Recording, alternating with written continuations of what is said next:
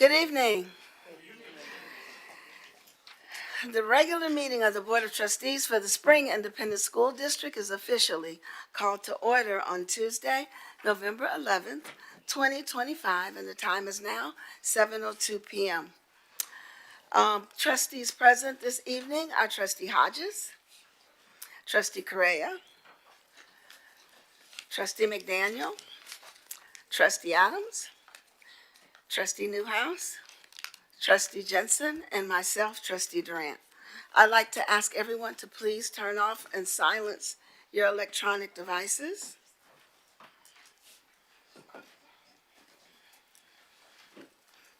At this time, Trustee and Board Equity Committee Lead, Dr. Deborah Jensen, will begin the meeting.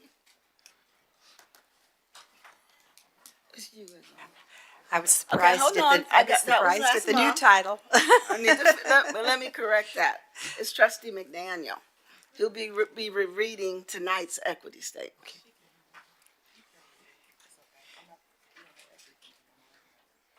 Okay, Dr. Jensen's doing it, guys. thank you. Thank you, President Durant. Like, whatever y'all want. Spring Independent School District strongly believes in educational and racial equity as fundamental aspects of its core mission and purpose, embodied through any program, practice, decision, or action that affects all students, with a strategic focus on those choices and policies that most strongly impact marginalized students. We believe all students, regardless of their ability, cognitive, physical, or social emotional, ethnicity, language, race, religion, gender identity, and status, should have equitable access to opportunities, resources, support systems, and educational rigor in order to maximize their academic success and social emotional well-being. We believe every Spring Independent School District student is valuable and possesses individual strengths and characteristics that make our district a great place to learn and grow. Moreover, we seek to act on that belief, instituting policies and practices that value diversity, committing ourselves as a district to continued growth and development, and working to support the success of every student in all that we do. Thank you, Dr. Jensen. For our next item, I'd like to recognize Natasha McDaniels to introduce our presentation of colors for tonight. Thank you, President Durant. Tonight's presentation of the colors will be led by the Carl Winchie Senior High School Honor Guard. The pledges will be led by Lakeithia M. Collins. The Honor Guard member carrying the U.S. flag is Honor Guard Commander Angelina Madrid. Carrying the Texas flag is Aaliyah Perez. Left rifle is Diana Mendoza, and right rifle is Dayani Iriarte. The Carl Winchie Senior High School Honor Guard is led by instructors Lakeithia M. Collins and Dalton Hughes. At this time, would everyone please rise?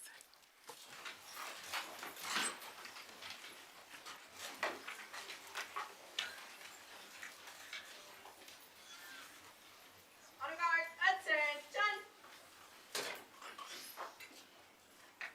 Right face, forward, forward, left, left, left, right, left, left,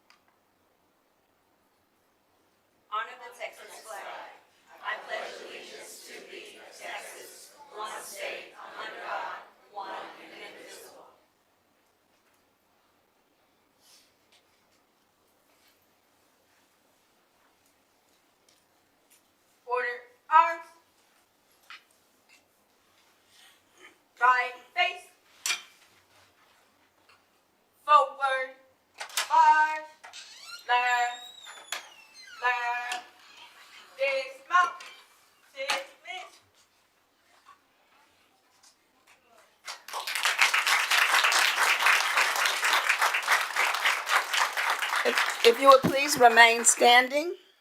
At this time, if everyone can quietly observe a moment of silence in your own way.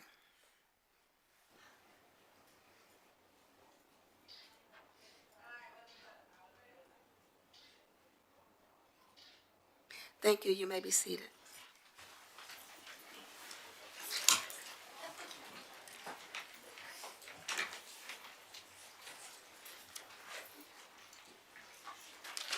Our first item on tonight's agenda are our superintendent remarks. So at this time, I'll turn it over to our superintendent, Dr. Craig Clare. Thank you, Madam President, trustees, and members in the audience. As you all now have heard, Spring ISD is underway with our optimization plan, a district-wide effort to ensure our resources, programs, and facilities are aligned to best serve our students today as well into the future. Last Thursday, during a special call board session, our Board of Trustees reviewed the first round of district optimization draft scenarios. Please know that these are not final decisions. They represent the continuation of a conversation with our community about how we can best serve students while addressing significant challenges, including declining enrollment and a budget deficit. And with November being National Parent Involvement Month, we encourage our parents to this as a perfect reminder just how vital our families' voices are in shaping the future of Spring ISD. We encourage parents, caregivers, and community members to stay engaged and share their feedback throughout this process. To ensure our community's voice remains at the center of this process, we're hosting 3 community meetings where families can learn more about the scenarios and share their feedback. And those meetings will be held on Tuesday, November the 18th, Wednesday, November the 19th, and Thursday, November the 20th during our Parent Advisory Council meeting from 6 to 7:30, all being held at the Spring ISD Community Engagement Center. These meetings are an opportunity for open, two-way dialogue, and I want to encourage everyone to attend, ask questions, and share your thoughts. Your feedback truly matters. It helps us make informed decisions that reflect the values and priorities of our community, all while ensuring the long-term success of our students and schools. At the end of the day, this work is about ensuring that Spring ISD continues to grow stronger, more sustainable, and more student-centered than ever before. This past Saturday, Spring ISD hosted our Fall Job Fair, and I'm proud to share that it was a historic success, with more than 300 attendees eager to become part of Team Spring. The energy in the room was incredible. I had the opportunity to personally welcome many of our guests and encourage them to join this amazing district where they can truly make a difference for all students. Across the event, our campus leaders and department representatives connected with prospective teachers, guest educators, and support staff, answering questions and sharing what makes Spring ISD such a special place to work and to grow. We also had several of our key partners and teams represented, from leadership development highlighting our professional growth opportunities to our compensation team assisting retirees interested in returning to education. Lone Star College and Harris County Department of Ed were on hand as well, sharing information about higher education pathways and career development programs available to all of our staff. A heartfelt thank you to our Human Resource Services and Recruitment team and our Director of Recruitment, Natasha Tillman, for organizing such a well-executed event, one that truly showcased the heart, talent, and the opportunity that defines Spring ISD. We're excited to welcome these new members to Team Spring and continue building a future where every employee feels valued, supported, and part of something bigger. Thank you, Dr. Keene, for your continued leadership in making these events stellar. Lastly, I'd like to take a moment to recognize Reynolds Elementary School for unveiling its brand new STEM lab last Friday and beautifully renovated library space. 2 incredible additions that will help students explore, create, and learn in new and innovative, engaging ways. A special thank you to Principal Tim Livingston, who I see in the audience. Tim, if you can just wave. There you are, sir. And the entire Reynolds Elementary staff for hosting such a wonderful event and for their continued commitment to providing students with innovative learning experiences every single day. As we look ahead for the upcoming Thanksgiving break, I want to wish our students, staff, and families a safe, restful, and fulfilling holiday. A time to recharge, refuel, and return refreshed as we continue our great work together. Madam President, that concludes my remarks. Thank you, Dr. Cuellar. We will follow that with remarks from my colleagues from the board. Is there anyone that would like to make remarks? Dr. Jensen? Since this is Veterans Day, I wanted to make a personal acclamation of two veterans who are near and dear to my heart. My father was a enlistee in the Army Air Corps in the 1930s and was stationed at Randolph Field, Texas. And he proceeded to go to Great Britain during World War II. And then he was in combat flight in Korea. He retired as a colonel and working in the Pentagon, but he had a illustrious career. And the other person is my husband of 57 years. He enlisted in the Air Force in California. And you'll notice we ended up in Texas because we were stationed in Big Spring, Texas, and West Texas for his pilot training. He was in Vietnam as well, earned a Distinguished Flying Cross. And he ended up in Mississippi and in Albuquerque. And when he got out of the Air Force, we looked around, and the place we wanted to go was Spring, Texas, because we had visited friends here. It has been the land of opportunity for us, and this is what I'm trying to do as a trustee and as a volunteer in our community, that I want this to be a land of opportunity for all our children and all our young couples. So that's what I wanted to add to the Veterans Day today. Thank you. Any other remarks from any board members? Yes, I wanted to, I had an opportunity to visit the Reading Academy's refresher last week at Bailey Middle School. We talk a lot about building teacher capacity and making sure that teachers have the training and support that they need in their classrooms. And just wanted to shout out all the curriculum team, every teacher who attended. There was a lot of moving parts. I got to see all of the rooms were full. I saw Mr. Goddard, saw Ms. Doucette. I know there were more people there, especially behind the scenes, but I just wanted to say that I know there a lot goes into making sure that as a teacher, you are continuing to hone your craft, especially in the midst of the school year, and we're coming up to that break. I know the kids are getting antsy, and teachers are starting to feel that angst as well, but just continue to keep up that hard work and pouring into yourself so that you can pour it to your students. And thanks for all your hard work. It was a stellar session. A special shout out to Mr. Sosa and Ms. Kimball for opening up your session so that I could attend. Teachers were engaged. It was after lunch, and so you know how that can be, but they did a great job delivering that information to make sure that they're continuing to build capacity for the science of teaching reading for our kids. And then also just wanted to shout out, had an opportunity to visit Springwoods Village as well. And Principal McLean, I don't know if he's here. I want to give him a little shout out. Yes, I'm about to say, I saw him earlier. There he is. Had a chance to see curriculum in action, students supporting one another with their math work. We got to see instructional coaching taking place. He was very knowledgeable about the needs of his teachers, making sure they got what they need. They're bringing in new community events. I think it was Paint and Chew or type of event that they were getting ready to start. Just new initiatives to bring the energy and positive change. And so just wanted to shout them out and appreciate you opening up your learning space and just keep the great things going in Spring ISD. So thank you. Thank you, Trustee Hodges. Thank you, Madam President. Good evening.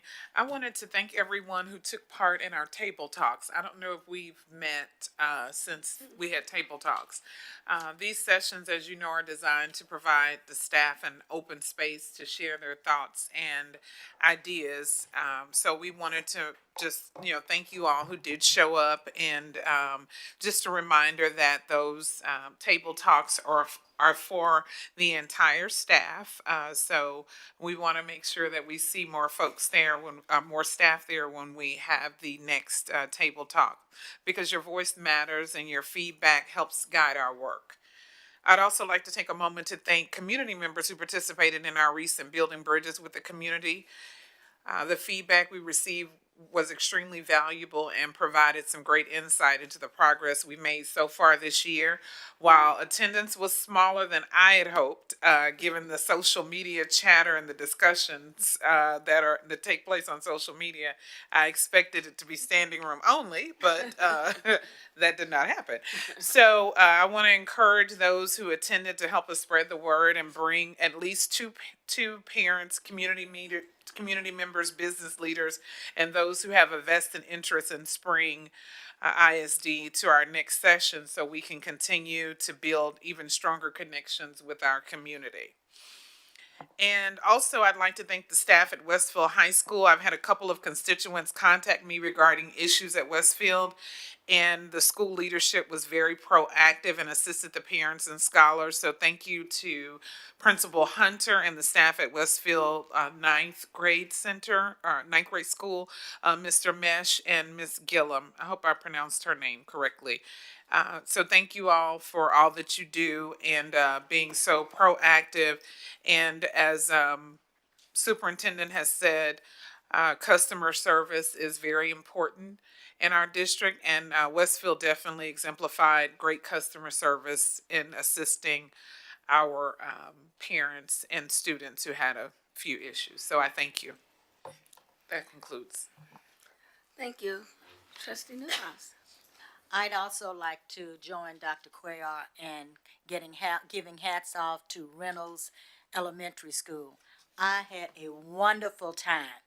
The cheerleaders, the choir, the student body, they welcomed us with open arms and they performed and we enjoyed it all. But on top of that, the robotics club, I'm looking forward to them going to competition.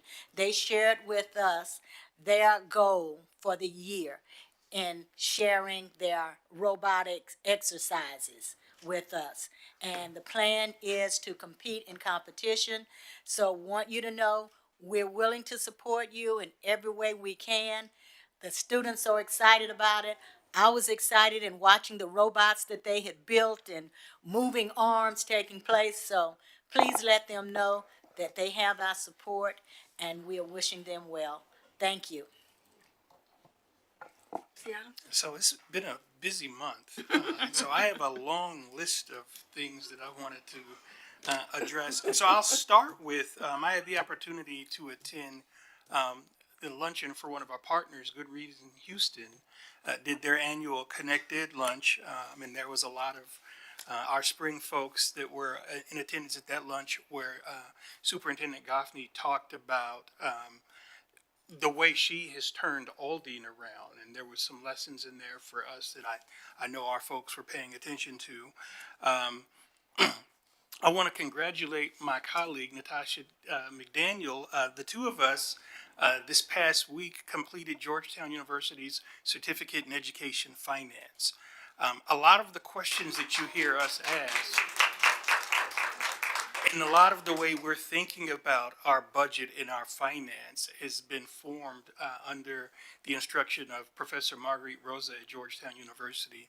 And so I am I've encouraged our superintendent that if we can get folks exposed to that training, it would definitely benefit us. I also want to congratulate both Hirsch and Reynolds Elementary for the openings of their science labs in Reynolds. Christened their new library. Ms. Patterson and Mr. Livingston doing phenomenal work, and so I wanted to make sure I shouted them out. Also attended the Westfield football game this past Friday where they secured their spot in the playoffs. And at that game, we also celebrated, I believe it's a district championship for Westfield's volleyball team, so I wanted to shout them out. And then finally, Dr. Jensen and Mr. Ed Jensen, Captain Ed Jensen, and I had the opportunity to attend Spring High School's presentation of Clue. And they have a new young theater director there, and his name is escaping me, but they have a replacement for Marilyn Acker, and they are already turning the corner on doing really great work in Spring with their drama department. So I squeezed all of that into 1 month, and I probably left some stuff out, but that's what I I want to thank my colleagues, and as you all can see, let's all stand up tall and proud of the things that we are doing here in Spring ISD and the innovation and opportunities that we're bringing forward for all of our scholars. I'm really excited about that, and at this point, a little out of what you may see in the printed agenda, but before the final recognition, I'm going to go ahead and do the trustees committee updates real quick. And also, as you know, one of our, I'll start with our president's leadership cohort, which actually kicked off. It's hosted the third Tuesday of the month. And we've combined it along with the Superintendent Advisory Council. And so it's just been awesome to see the kids spend some time with the superintendent, then they have lunch, and then they have an opportunity to work with and share our experience and strength and our leadership skills and talent with our students. And so each board member is presenting. I did last month, and this month, Trustee Adams will be presenting to the President's Leadership Cohort. So I'm looking forward to his update from that. So with that, I'm also going to move on next to our Audit Committee meeting update and then our governance. So I'll start with Trustee Newhouse. Thank you, Madam President. Our audit committee had an opportunity to meet, and at our meeting, we welcomed Debbie Townsend with Ariel Townsend, PPLC, who provided an update of our bond and audit activities related to the 2022 bond. Townsend Company is the company that we have hired to oversee all of our bond act money to make sure that it is being used properly, and we appreciate their taking the time to come down and visit us each month and give us updates and reports. Everything is on task and on, let's say, timeline for the bond and the work that they're doing. Specifically, we asked about Spring High School, and yes, it is on the timeline. We also looked at our audit plan and made a revision to present to our audit committee, which will take place in January. The Office of Internal Audit is currently conducting work on audits of activity funds, inventory, onboarding, and transcript release for our students. So we thank the audit committee for that. We know that is a large task for them. We also went through 3 audit reports that were completed. Trial nutrition, transportation activity audit, and the transportation inventory was presented to us. All went very well. We had 4 reports that we are waiting on schools to complete their management resource, and 3 reports that we are waiting on the conclusion of their audits to be scheduled. So our audit committee is very busy. The TASB policy audit work will be presented to the board in January. Our local CFC local policy draft, we reviewed it, and a draft of that local policy will be presented also to the audit committee. And lastly, we reviewed hotline updates, and yay, there were no open hotline requests. So we were happy about that. Things seems to be going well. That concludes the report of the audit committee. Thank you, Trustee Newhouse. And then our final committee update will be from Natasha McDaniel. Thank you, President Durant.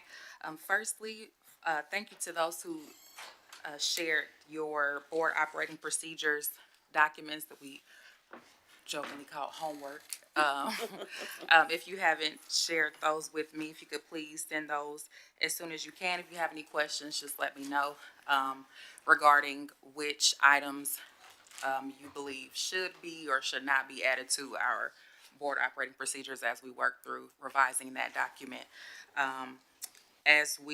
Once we compile all of the board's documents, then we will our committee will do the preliminary work for the Board Operating Procedures, and we'll finalize it in our Policy Institute in January. And so our second item, where the main focus of our meeting was last month, was on our administration policy recommendation for ELA local, At our last work session, we discussed potential subchapter C charter partnerships under SB 1882. And should the board decide to move forward with that, the policy must be in place by December 5th, 2025 per TEA. And so the board has received information regarding ELA local on November 3rd. Dr. Cuellar is going to provide additional information in the upcoming board update. During that meeting, Dr. Love was present as well and gave us more information about that potential policy. But again, more information is forthcoming. Keep in mind that because TEA would require that on the books by December 5th, we would need to take a look at that, instituting that policy at the work session as opposed to the next board meeting. Any questions, feel free to let me know. Go ahead. So we would just skip the second reading, we would just do a first reading and. It's a supplement to the local, so yes. Okay. And so that's why make sure you read through it in detail and provide any of your questions you have to administration. And, am I correct in that? I want to just double check with the board's legal counsel. Can you hear me? Yes. Yes, so you always have the opportunity under your policy to waive, second reading and to adopt something on first reading. Okay. Thank All right. you. And that concludes my report. Thank you. Thank you. All right. And with that, we will continue with tonight's agenda, which is agenda participation. And so our next item, this allows members of the community an opportunity to ask any questions that they would like prior to those items being considered by the board. So Ms. Kinnemer, do we have anyone signed up tonight for agenda participation? We do not have anyone signed up for agenda participation this evening. Well, our next item is public participation. Do we have anyone signed up for public participation? We do have individuals signed up for public participation this evening. We have 3 individuals, Brody Nix, Christopher Zatino, and Hunter Nix. All 3 have signed up to speak on the Dekaney plan. Thank you. We'll proceed in the order that folks are signed up. Is Mr. Brody Nix here? All right, Mr. Nix, as you make your way to the podium, I'm going to just read our guidance for this evening's comments. The board invites interested citizens to address the board regarding any item on tonight's agenda that they desire, other than allegations concerning the character or capability of any board member, staff member, citizen, or student of the district. The board will listen and will not interrupt unless the person addressing the board infringes on the guidelines as stated previously or exceeds the time limit authorized for the presentation. In this case, each speaker will have 3 minutes to present. Time will be kept and displayed on the monitors to your left and right. The board will not debate nor respond to any questions during agenda participation. The board will seriously consider your input when addressing items on tonight's agenda. According to law, it's a criminal offense for a person to obstruct, prevent, interfere with, or disrupt a lawfully called meeting through physical action or verbal utterance. And finally, citizens are requested to supplement any oral addresses to the board with a written summary of their presentation and any recommendations that they may wish to suggest. Thank you so much for your concern this evening regarding the school district, and the board will hear you now. Good evening. My name is Brody Nix, and I'm a senior at Dekaney High School. I am here to speak about Dekaney High School. And the very first thing I'd like to speak about is DOME making it a graduation requirement for Texas College Board. But from what I am aware, they have not released a policy, let alone Spring ISD has not released a policy. On top of that, whenever we sent out an email to an AP asking if this is a policy, their response was, could you give me a contact number, I'll give you a call. And whenever we responded that we would like to go through email, they instead asked if we could go to their office. Again, we stated we would like an email, and from then on they never responded. That was 4 days ago, on Friday. We also have 174 petition signers against the Texas College Bridge graduation requirement. It is the petition to not force Texas College Bridge as a graduation requirement. I have all the signees right here if y'all would like to look. I would like to also speak about the cell phone policy at our school, because as I am aware, by law at Spring ISD, they cannot do it by punishment. And what I mean by that is, whenever you are 10 minutes late to school, they take your phone up as a punishment. But by law in Spring ISD, it does not state any one of those. As well as, whenever the first offense of having your phone out, it is by a documented warning and parent call. That is in the Code of Conduct. But what they have been doing is instead snatching phones and taking them at the very first sight instead of documented warnings. I'd be shocked if they have a single document. As well, I would like to talk about the Spring ISD reporting system. It's a good reporting system right now, but as I've noticed, because I've used it, it only goes to the Spring ISD Police Department, and there's some issues that shouldn't go to the police department. Instead, it should just go to the schools or Spring ISD instead. Like, I have a whole complaint right here, but I'm unsure if I can read it because it might violate y'all's rules. So if y'all would like the copy, I'd be more than happy to give it to y'all. It also doesn't state who, but I will give that information up. Let's see. There's one of my friends will also speak about the bathroom policies because they have stated that we are not allowed to use the bathroom during class, but then they've currently just reverted that. I believe we have 7 minutes during class, which that is also a violation against law and Spring ISD because they cannot deny us from using the restroom. Someone else will speak more clearly on that. And with my last 18 seconds, I would like to speak the very first thing on this document. On September 15th, 2025, an AP witnessed a student try to rob another kid. But instead of acting, they went to the kid that was doing theft, and they asked the kid, quote, this is exactly what he said, did he pay for what he took? Yes, he did pay for what he took, but there was 3 of them trying to rob an innocent kid for no reason. This AP is the same AP that ignored our emails and instead just asked for us to come and speak to him, which we would have been more than happy to, but he actually never called us down to the office either. Mr. Nix, Yes, ma'am. okay, you're out of time. Yes, ma'am. But what I do want to say is, one, I'm very pleased and proud to see one of our students have the courage to come and speak to the board this evening. Your concerns are important to us.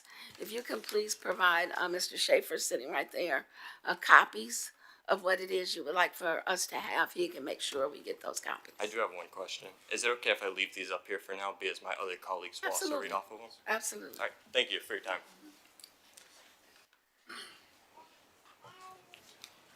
Thank you, Mr. Nix. Is Christopher Zatino here?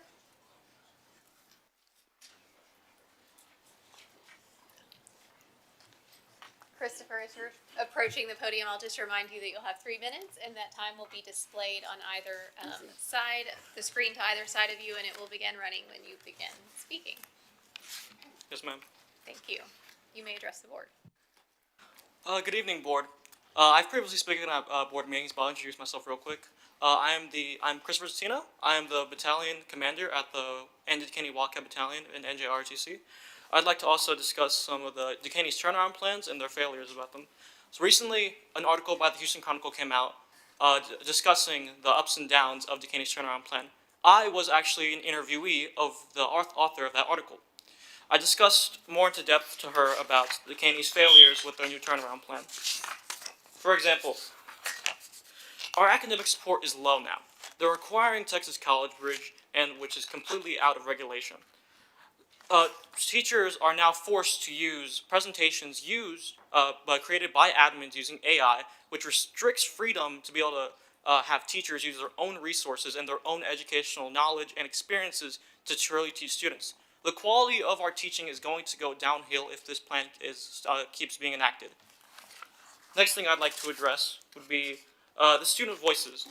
For example, we have the petition of 175 students have signed for Texas College Bridge. But students want safer environments. We shouldn't have to worry about being robbed at school. We want respectful teachers that actually want to teach at schools. We're currently in a crisis that many teachers have been fired for simple transgressions. For example, another teacher was not back paid. He's a dual credit teacher, and he was not back paid until recently, until Lone Star College had to bring in their lawyers for him to get all of the back pay for his dual credit stipend and to allow him to use his own resources to teach his class. The daily challenges of the Decaney High School students. We used to be able to go to the library during lunch to allow us to be free and have us freedom, maybe even study during lunch if we wanted to, but we're no longer allowed to do that. The strict enforcement of minor infractions while major safety issues go unaddressed, such as vaping, fighting, drugs, all of this is still happening, it's going underway. And this is a serious issue for students who genuinely want to learn. And me personally, I'm in the top 5% of my class, and sometimes I don't even feel like I'm in a safe environment.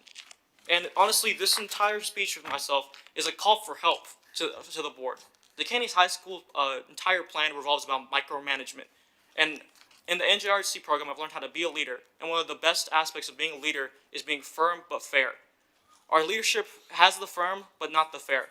They don't show humanity anymore to students who are genuinely struggling, and now it's a concern for all of us. So again, this is not just a speech, but a cry for help from Decaney students to the Spring ISD board. And I'd like to, last couple seconds, I'd like to thank you for the opportunity for me to allow me to speak. And again, if we'll provide copies of these to you if you'd like to copy them. And thank you for your time and consideration. Thank you. Thank you, Mr. Zatino. Is Mr. Hunter Nix here?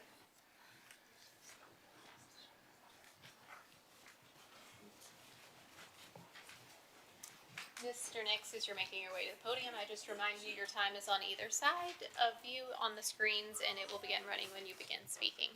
Thank you. You can address the board now. Good evening, members of the board, superintendent, and staff. My name is Hunter Nix. I attend Decaney High School, and I'm here tonight because I believe every student deserves dignity, respect, and basic human needs, including access to the restroom during the school day. I can provide each of you, I haven't, I'll give you a copy of the short handout that quotes directly from Spring ISD's own 2025-2026 Student Code of Conduct, page 24, which states that denying access to restroom facilities is a prohibited adverse technique. This exact language also appears in Texas Education Code 37.0023B4, and I'm going to read that right now. In section B, in the top, it says section 37.0023, prohibiting adverse techniques, A. In this section, adverse techniques means a technique or intervention that is intended to reduce the likelihood of behavior reoccurring by intentionally inflicting on a student significant physical or emotional discomfort or pain. And then A4 says, denying adequate sleep, air, food, water, shelter, bending physical comfort, supervision, or access to the restroom facility. I personally have been denied restroom access by multiple of my teachers because they want me in class, and administration always gets on to them about it. And I personally do not think that's right because we have bodily functions. And in our policy it says during the passing period we're allowed to use the restroom during the 5 minutes passing period. I've also been denied during the passing period whenever there is a lunch because there's no administration to unlock it, or they just tell us to go to class. I can also testify on the student getting robbed. I was there at lunch. There was an administrative member that watched it happen. There was 3 group of guys that surrounded this kid that was selling candy for a theater fundraiser. And he was surrounded by the kids, and they tried taking his money, and they took one of the candies. They did give him $2 so he'd pull out his money thing, and then they grabbed it. At the end of the day, we stood up for our friend, and we got the money back. The administrator witnessed it. All he did was ask the kid if they paid the money for the one snack that he got. The administrator, we responded with yes because he gave us $2 for a snack, and the administrator said okay and left. He did not write a report on it, ask any of us about it, nothing. He just walked away. I don't think that is fair to the student and their fundraiser because they're getting robbed. I don't know, I just don't think that's fair. Also, in Spring ISD's handbook, it says denying adequate sleep or air. Oh, I've already read this. I'm basically done. Y'all, thank you. Sorry about that. I'm super nervous because it's my first time public speaking. I can provide copies of everything if y'all would like. Thank you for y'all's time. I'm going to cut it a little short. Thank you. Y'all have a good rest of y'all's meeting. Thank you.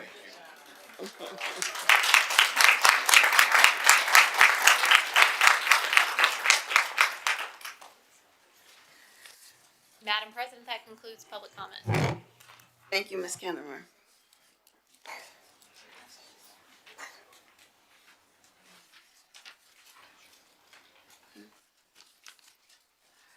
Our next item is recognitions. Is- Okay. Okay. I was trying to get my minute to wrap that up. Okay. We're going to go ahead and move forward. For our next item, I'd like to recognize our Deputy Superintendent of Business Services.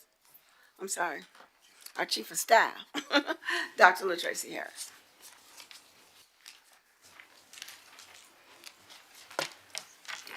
Good evening, President Durant, Board of Trustees, Dr. Cuellar, and members of our Spring ISD community. This evening, we're proud to recognize the winners of our Spring ISD Hispanic Heritage Month competition, an annual celebration that honors the vibrant cultures and rich traditions within our community. Originally established by Congress in 1968 as Hispanic Heritage Week and later expanded to a full month in 1988, this observance begins in mid-September, aligning with the independence anniversaries of several Latin American nations, including Mexico, Guatemala, Honduras, El Salvador, and Costa Rica. Here in Spring ISD, we celebrate this time as an opportunity to embrace the cultural tapestry that strengthens and enriches our schools. This year's theme, Collective Heritage, Honoring the Past, Inspiring the Future, reflects the deep pride and forward momentum of Latino culture, a legacy that continues to inspire our students and staff each day. We extend our sincere thanks to our Spring ISD Multicultural Campus Ambassadors, the Spring ISD Multicultural Coalition Committee, and our dedicated leaders who help bring this program to life. Kimberly Doucette Mesh, Director of Elementary Curriculum, and Samba Goddard, Elementary Social Studies Curriculum Specialist. Tonight, we are proud to honor our first place winners. We will start with the first place in the art individual category. Can we ask the board to please come to the horseshoe?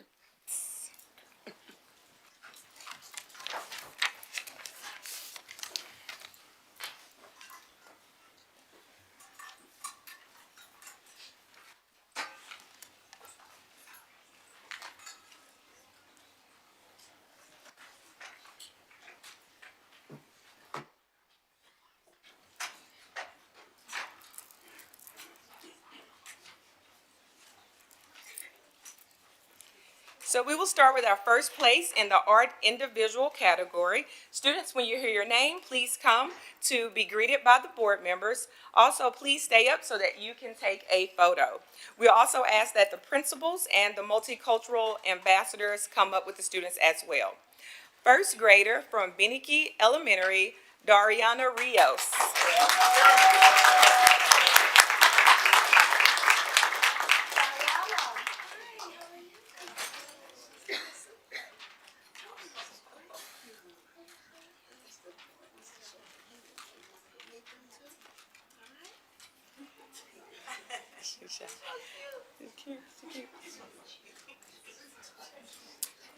Fifth grader from Ponderosa Elementary, Dylan Gonzalez.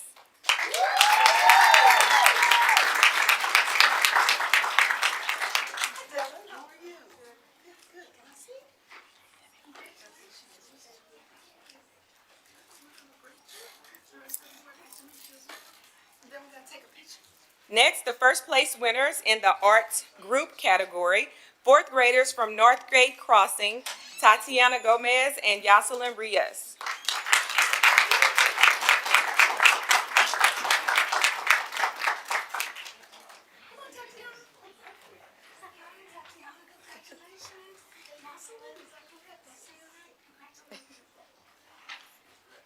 The first place winners in the writing category, fifth grader from Ponderosa Elementary, Jason Bolanos.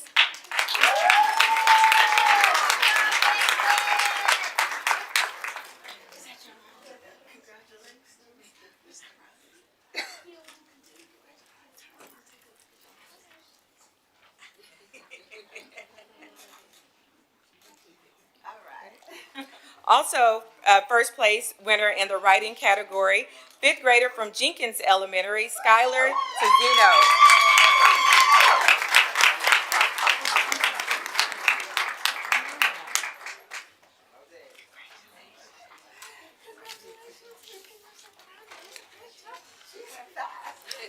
Ran on. Can we have our principals and the multicultural ambassadors, also Ms. Doucette and Mr. Goddard, please come up for a photo?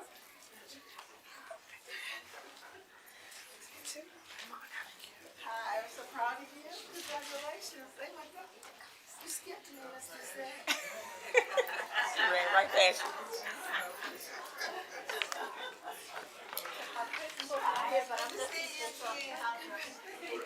Great job, great job.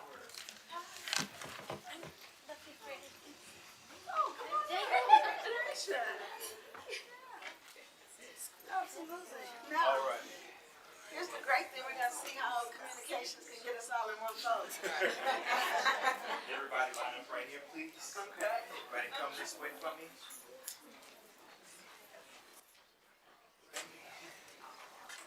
Kids in the front, please. Come back up.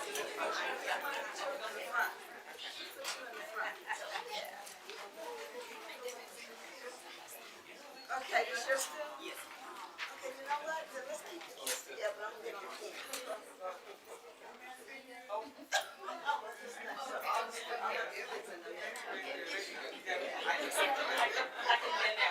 Yeah. All right, y'all all do me a favor. Everybody shift this way a little bit. A little bit more.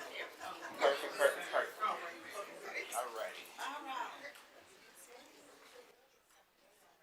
All right, guys. Big smiles. Please have your eyes open. 1, 2, 3.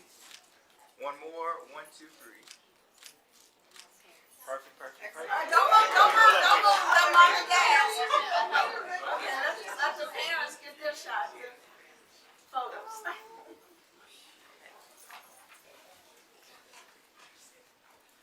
All right.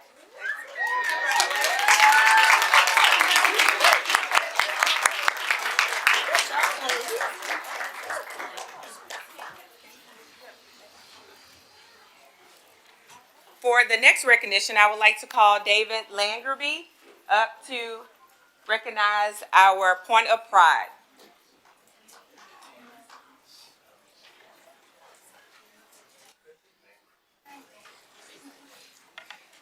Good evening, Board. I am thrilled to be here tonight to present the award for Spring ISD, who is named a District of Distinction by the Texas Art Education Association for the 7th consecutive year. Over 1,200 districts and learning institutions in Texas are eligible to apply for this award, and only 16 districts have received it in every year of its existence, placing us in the top 1.3% of districts in the state of Texas. So this rigorous process uses a rubric that is differentiated by the number of students in each district, requiring that qualifying districts exceed standards in at least 12 of 14 indicators.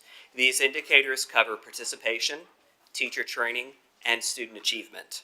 Spring ISD exceeded the requirements in all 14 indicators. Tonight, here to accept this award, we have some of our lead teacher facilitators and art teachers. They're the ones who make the magic in the classroom every single day for our over 23,000 visual art students in the district. This is a high-impact program that is performing very well in the district. This time, I'd like to ask all of the teachers to stand up and come forward.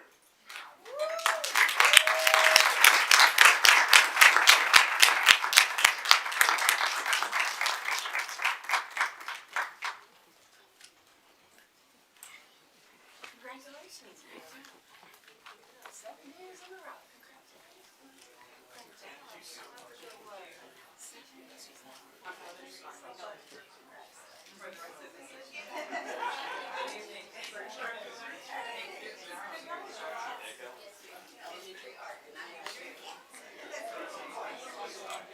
Oh, he said it's an honor to serve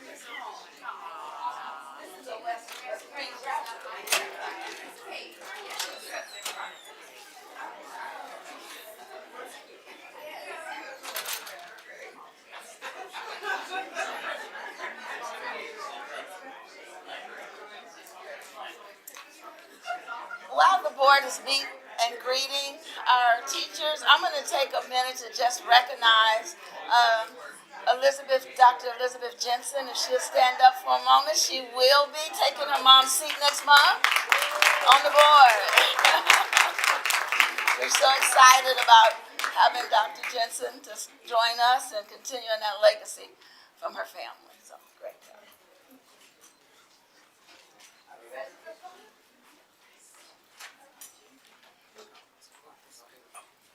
Got it.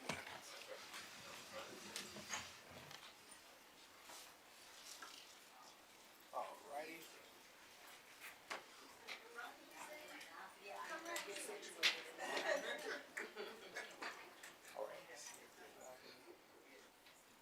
Alrighty. Trustee Jensen, can you come over this way just a little bit? Perfect, perfect, perfect. Alrighty. Eyes wide open, big smiles. 1, 2, 3. One more. 1, 2, 3.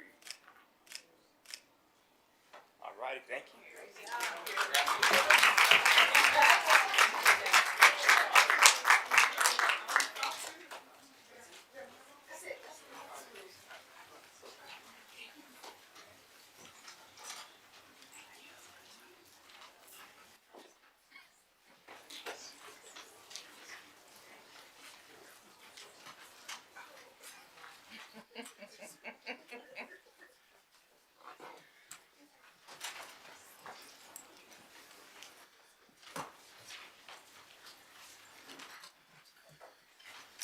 Jason needs to change the tables out.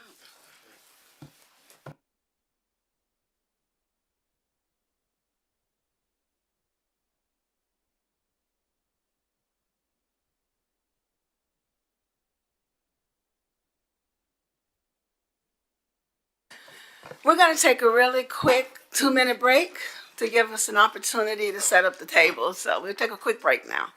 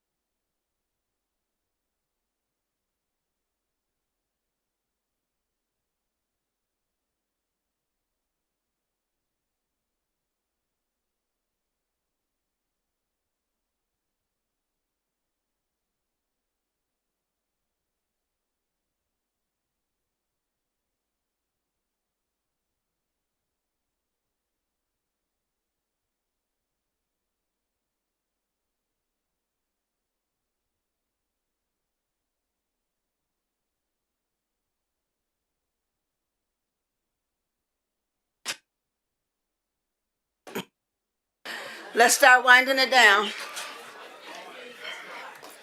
I got food stuck in my teeth. It's driving me crazy.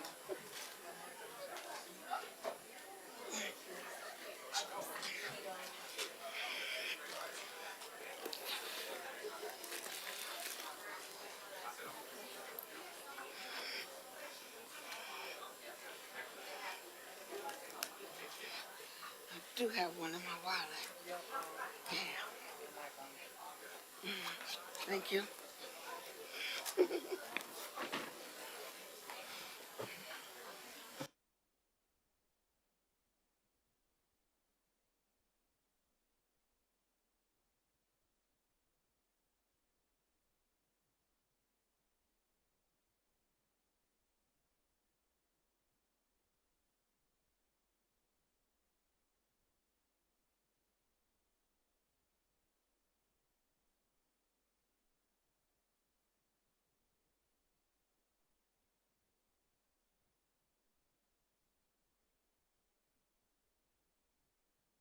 For our next item, I'd like to recognize our Deputy Superintendent of Business Services, Ann Westbrooks.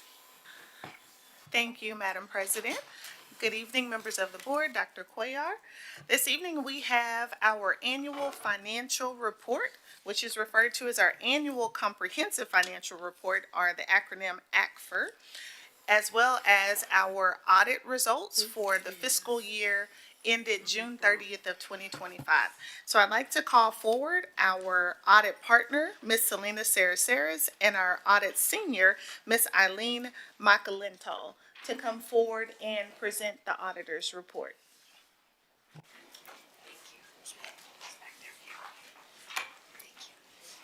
Thank you so much, Ms. Westbrooks. President Durant, members of the board, and Dr. Cuellar, thank you for having us here.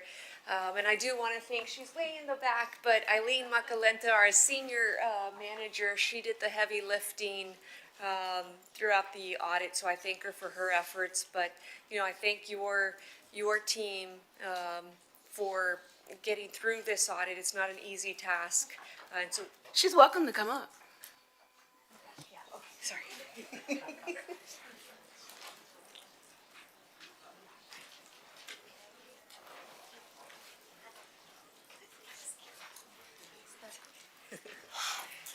Well, we'll take you through the audit, and you know our process started in the April timeframe with a risk assessment, not just over our federal programs but also our financial reporting.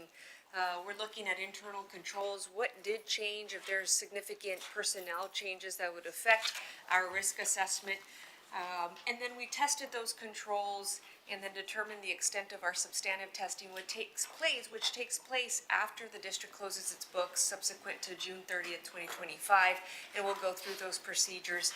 All of these steps are required in order to issue an opinion on the financial statements. So there's three types of opinions that we can issue, and they worsen as you move from left to right. Everyone wants an unmodified opinion. And I'm pleased to report that you have earned that. It's a spoil alert, right? You'll see that but I don't want to keep you in suspense. You have earned an unmodified opinion. That indicates that the numbers presented in the annual comprehensive financial report can be relied upon by the Texas Education Agency, users of the financial statements, rating agencies, etc. These are the areas that we focus on, and I always focus on the big four: payroll, human resources, accounts payable, procurement, while information technology feeds all of these areas. We also look at the Public Education Information Management System, or PEIMS, specifically related to financial information as well as attendance changes and attendance information, because it does drive your state aid. Based on the major federal programs that we test every year, we perform specific federal tests in accordance with the Office of Management and Budget's Compliance Supplement. There are various tests that we perform both at interim and at year end. We do look at your property tax collections, your refund and adjustments, just because you do collect your own property taxes, so we do a significant amount of work there. We're looking at your procurement as well, not just from the bids that are present, but also looking at the vendors to see if any procurement was not addressed based on the vendors selected. We look at payroll, non-payroll, both general and federal. And then we move into state compliance specific items, attendance, state compensatory education, which will change in fiscal year 2026. We also look at bilingual education, supplement not supplant as it relates to your Title I, Part A. And then we apply what's called teammate analytics, being able to run 100% of the population through the software, which will help us identify risky transactions, things that are out of the norm, and we select a sample from those transactions. We do plan, and notice I use the word plan, to issue an opinion on the federal programs, Title I Part A and Title II Part A. We cannot, typically, we issue the opinion letter, and it's a separate report that we bring to you, but we're not allowed to release that report because the compliance supplement under the OMB has not been released. It's not because of the federal government shutdown. However, that has delayed that process further. The compliance supplement has not been released since May of 2025. Therefore, we're operating off of a draft compliance supplement. Until when the OMB releases it, we will then release our opinion, and then you can ratify it at a later board meeting. That way we don't have to come back. But if anything changes, we'll come back to you. But if not, these are your results, and we plan to issue an unmodified opinion, and then you can accept that at a later board meeting when that is released. Any questions on that? And here we expound a little bit more on the OMB and TEA delays. Even though TEA has its own delays because they're upgrading their audit application, June 30th fiscal year end, school districts don't have the liberty of waiting till January or February. You do have continuing disclosure for bond covenant requirements, so you still have to submit at least by December. But Ms. Westbrooks is working on finalizing this and submitting it to the appropriate regulators and recipients of this report, especially the Government Finance Officers Association, which has a 180-day requirement. The substantive procedures that I mentioned earlier are listed here, and the procedures that give us the most comfort are confirmations and third-party reports because, as they indicate, it's coming from outside sources. The other procedures do give us evidence and comfort as we're looking at documentation, but the confirmations are coming from your banking institutions, your bond, your financial advisors, etc., for your bonds. And then your third-party reports, I can download state aid funding as well as your federal funds that have passed through the Texas Education Agency. Then we also look at the Texas Comptroller's report to look at any other funding outside of the Texas Education Agency. Because you do spend more than $750,000 in federal funds, we are required to apply an additional layer of generally accepted auditing standards, which are the government auditing standards or the Yellow Book.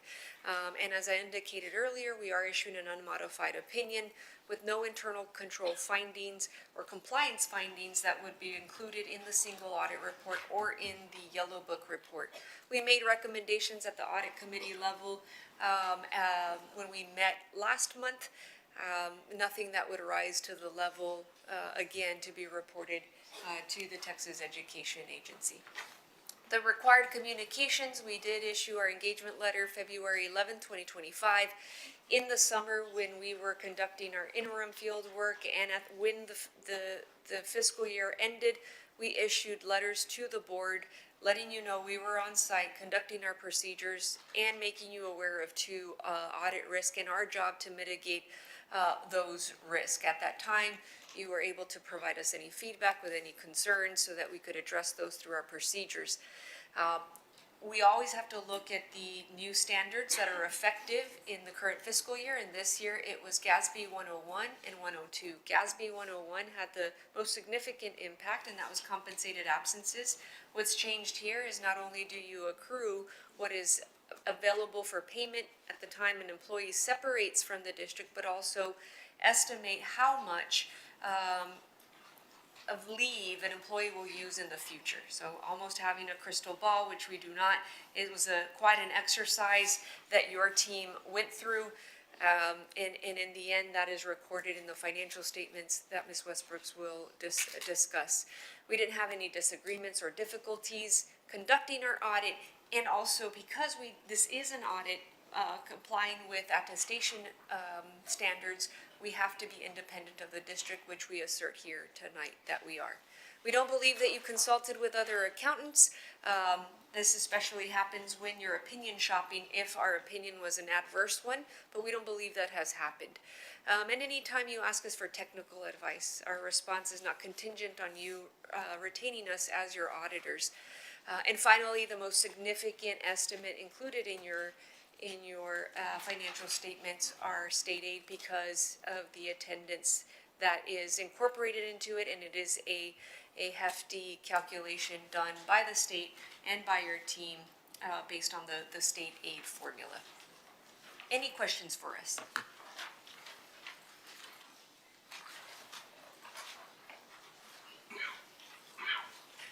I don't have a question, but I'd like to make a comment that in past, when I've gone to different sessions on engaging an external auditor, they caution you against having the same business every year unless they're using different people to come and talk to our CFO. So I want to assure the community that even though we really are pleased with Whitney Penn's professionalism and thoroughness and so on, there are different people who come and work with our And Eileen is a prime example. She is new to the engagement. She took a break. We had Leanne Karen Dang, who was the manager, and now she's the senior manager, so she was new for 2025 and had not been on your audit for a few years.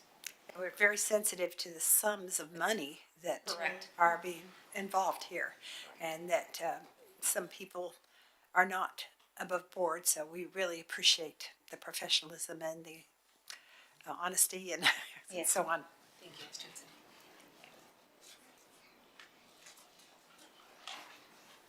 Well, thank you, Ms. Westbrooks. You want to wrap us up? Yes. Thank you, ladies.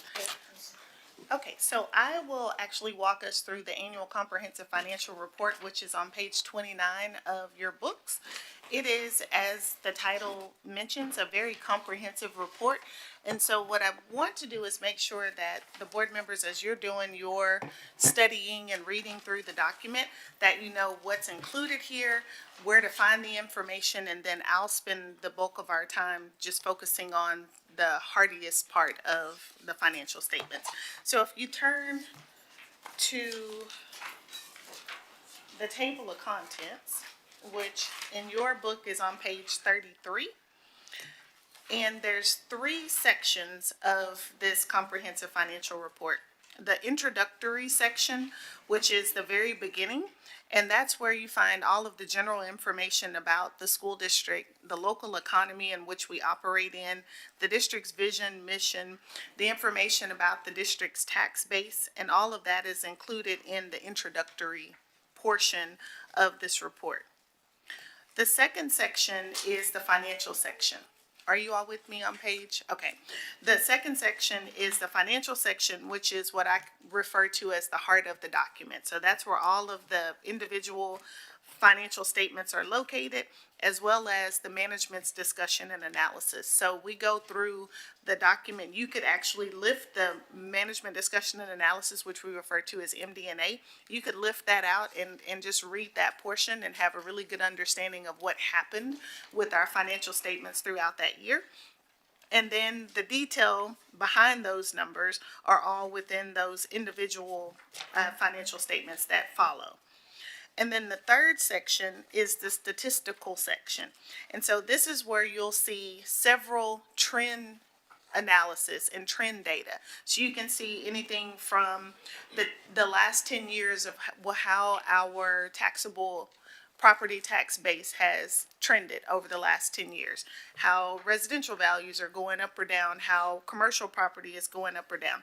That type of information is included, our top 10 taxpayers in comparison to this fiscal year versus 10 years ago, how that trend has changed. That sort of information is included in the statistical section.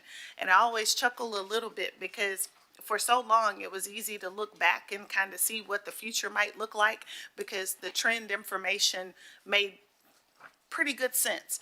Things have changed so much, and so every single year is something new, it's something different, it presents its own different challenges. So the 10-year data is there, and it's good to see where we were 10 years ago and just how much things have changed over time. So those are the three sections of the report. So if you would, and I'm turning in two documents because I have my document, look like you, Madam President, now, with my two documents. So in your book, it's on page 73. And so what you have here is Exhibit A1, which is the statement of net position. So Exhibit A1 and Exhibit A2 are what we refer to as government-wide financial statements. So we have government-wide financial statements and we have governmental fund level financial statements.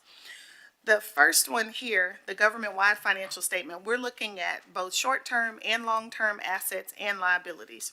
So my favorite example to give the difference between the government-wide financial statements versus the governmental financial statements would be how we handle assets. So for example, if the district purchases a police car, we were talking about police cars at the last board meeting. So if the district purchases a police car, when we buy that car on the fund level financial statements, we're just going to pay for the car and we're going to expense it. It's just an expenditure.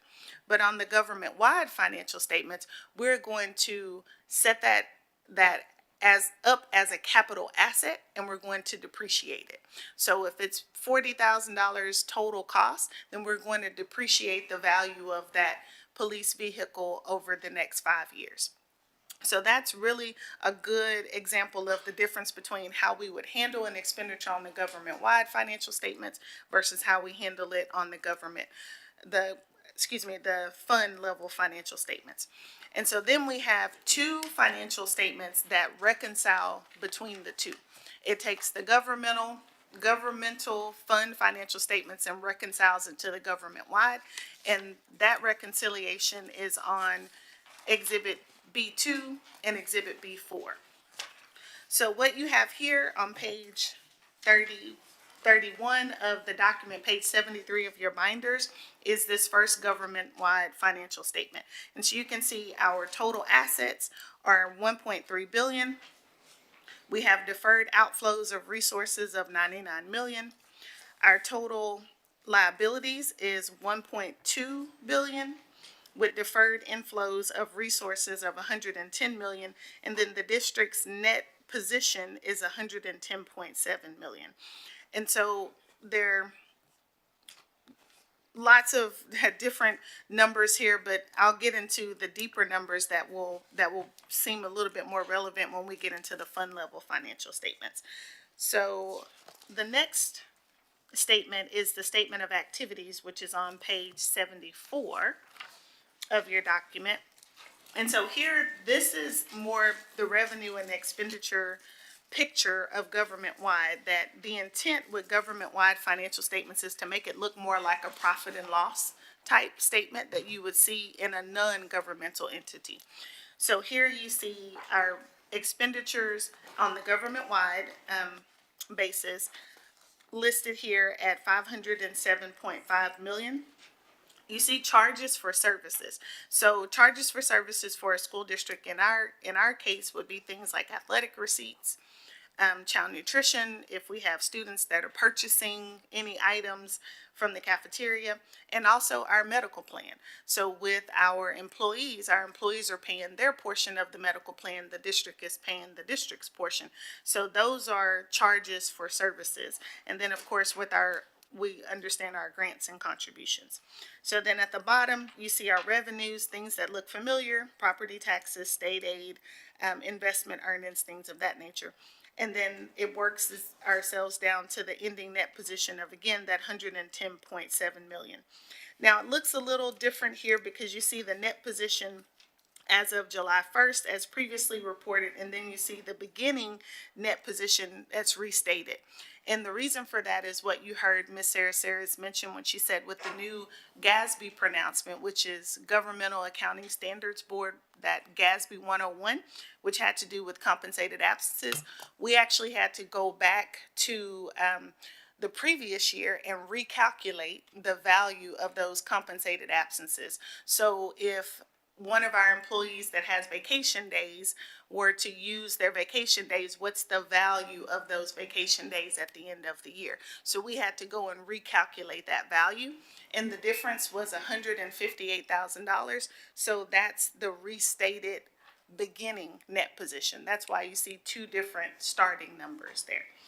But the point to make here is that our ending net position is 110.7 million, and the change in net position was 37 million. So those two are the government-wide financial statements. Ms. Westbrooks, Yes, is this the GASB, which version you said this was? GASB 2? GASB 101. GASB 101. Mhm. Is this different from what was implemented back in 2018? Which one was 2018? We get a new pronouncement just about every year. Okay. We had the new pronouncements, I don't think it goes that far back, not 2018. The latest ones before the compensated absences were the ones related to leases, how we handle leases, and what's called SPITAs, which is such an odd acronym, but it's subscription-based instructional or subscription-based technology. I don't remember the I and the A, but subscription, maybe it's agreements, technology agreements. And so those were the latest two pronouncements before this compensated absences. Okay. Okay. Was there one in particular you were thinking about from 2018? No, it just, as you're talking about the changes, and I think you kind of answered my question, you're talking about previous changes. I think I remember a couple of years ago having the conversation about The leases and the SPITAs? Yeah, Yes. the education. Would that be equivalent to, like a software? Yes, educational exactly. Softwares that we were, and then we That's had a exactly what subscription they to are. those. Okay. No, I guess I don't want to belabor this, we can keep moving on, but I just was looking at some of the financials and in the statistical section where we had the differences, and there was one note in there, I think from 2018 or 2019, and we were referencing. The change in the GASB pronouncement, and yes. Okay, thank you. Okay, so the next statement where numbers start to look a little bit more familiar is on page 75 of your binders, and this is the balance sheet. So now these are the fund level financial statements. We're looking more at short-term liabilities. We're looking at liquid assets that were available at June 30, 2025 for us to make decisions on. So just to get you familiar with the way the fund balances, or excuse me, the funds work. So just going from left to right, the first one is general fund. So that's our chief operating fund account, is the general fund. So typically when we're talking about the budget, we're talking about general fund.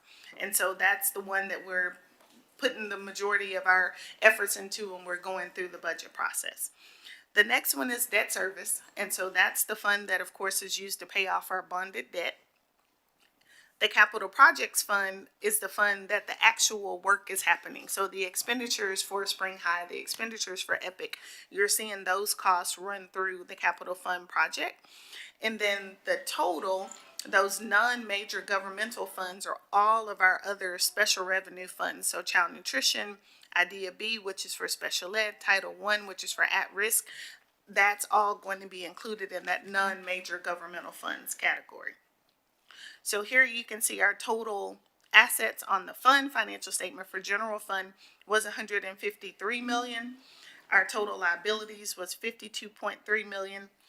And then our fund balance in general fund is $95.1 million, and total liabilities, deferred inflows, and fund balances for the general fund was $153.6 million. So that's just a setup of how the financial statements, the balance sheet looks, and the different funds within the financial statement. Under fund balance, I do want to bring your attention in the general fund column to specifically the strategic compensation amount. So we had $500,000 that the board committed, because only the board can commit portions of the fund balance. It actually requires board action. The assigned fund balance is where myself, as the chief financial officer for the district, and our superintendent, we can make decisions with what's included and assigned, but only the board can commit the fund balance. So that $500,000 that was committed there was for the Achieve incentive. That was the board's commitment to our staff, where you wanted to provide some additional incentives. And so we did actually pay out the Achieve incentive on October 10th payroll to principals and instructional staff in the non-TIA instructional staff.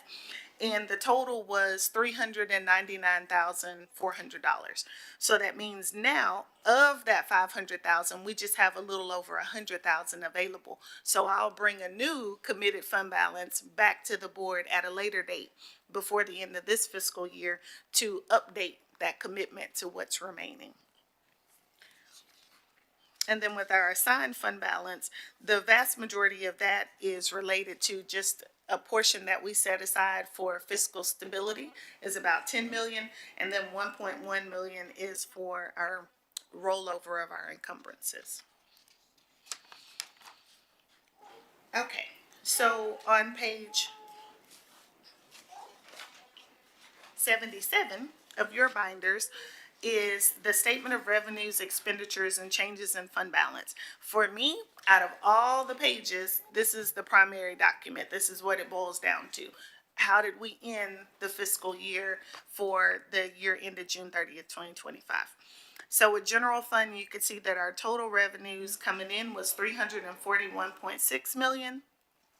Our expenditures was $338.4 million, and we actually had a net surplus in 24-25 of $3.1 million. And that's largely due to the fact that we had 2 property tax audit payments that came in 24-25 that totaled right at about, I want to say, $8 million. And so that was largely contributing to the fact that we had a net surplus. But then we had our medical plan that we talked about at length last week that had a deficit of, a deficit of 11.5 million. And so we keep the medical plan in a separate fund. So we have to transfer out funds to cover that deficit in the medical plan. So now with the medical plan deficit of the 11.5 million that we discussed last Tuesday, our net change in fund balance is $7.3 million. So the actual hit to fund balance for 24-25 is that 7.3 million, which leaves us with the fund balance total of 95.1, which is about 28% of our total expenditures. And so 28%, we want to stay in around about that 30% range. So we're not too far off, but we're not where we really would like to be. So last year it was 32%. So that $7.3 million hit to fund balance has brought us down to 28%. In the debt service fund, we had 98.9 million in revenues, total expenditures of 85.7 million. We did have a bond refunding transaction that occurred. So you see the sale of bonds, and then you see the payment to the escrow agent coming out. So then the net change in fund balance for debt service was 13.6 million, which left us with 131.3 million in the fund balance for debt service. Now, of course, debt service, we have 2 big payments that we make with our debt service, one in February and one in August. So at the end of our fiscal year, we had 131 million, but then we turned and had that $80+ million payment to debt service on August 15th. In capital projects, we had $16 million in revenue, and that's largely in interest income on the for the capital projects fund. Our total expenditures was 118.5 million. We also had a new money sale in 24-25, and it was for the remaining part of Proposition C, which was technology. So we sold the remaining, which was a total of 18 million. And so our hit to fund balance in capital projects was 84 million, which left us with a fund balance of just under 186 million. And capital projects is the only fund where we can see an $84 million hit to fund balance and be absolutely okay with it, because that's the intent, is to spend those funds and build the buildings and purchase all the things that we told our community that we would. And then lastly, the non-major governmental funds, total revenues 80 million, total expenditures 82 million. We had a hit to fund balance in those funds of 1.7 million. That's primarily child nutrition, and that's child nutrition spending down their fund balance, which for child nutrition is a good thing because they have a cap on what their fund balance can be. And so the net fund balance, mostly again in child nutrition, is made up of that $16.4 million. So as I mentioned, I know there's a lot more to this report, and I'm always actually ecstatic to sit and talk with you about it because I love this report. But if you have questions, I'm happy to entertain those, or if you have questions after you have a chance to look through it, just let me know.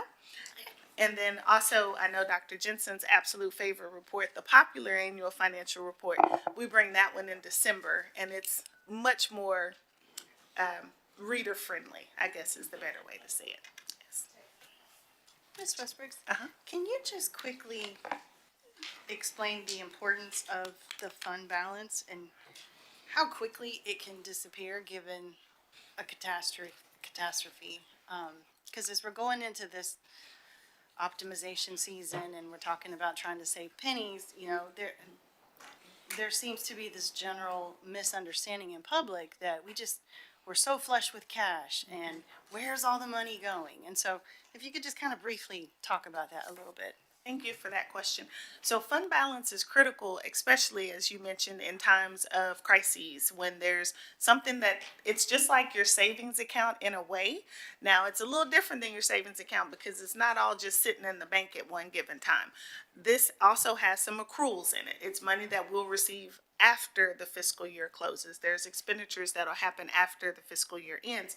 But overall, your fund balance is an indication of how stable the district is and whether or not we have adequate reserves to handle those unexpected expenditures. And so the absolute perfect examples of that are the many hurricanes that we've had over the last decade, as well as the pandemic.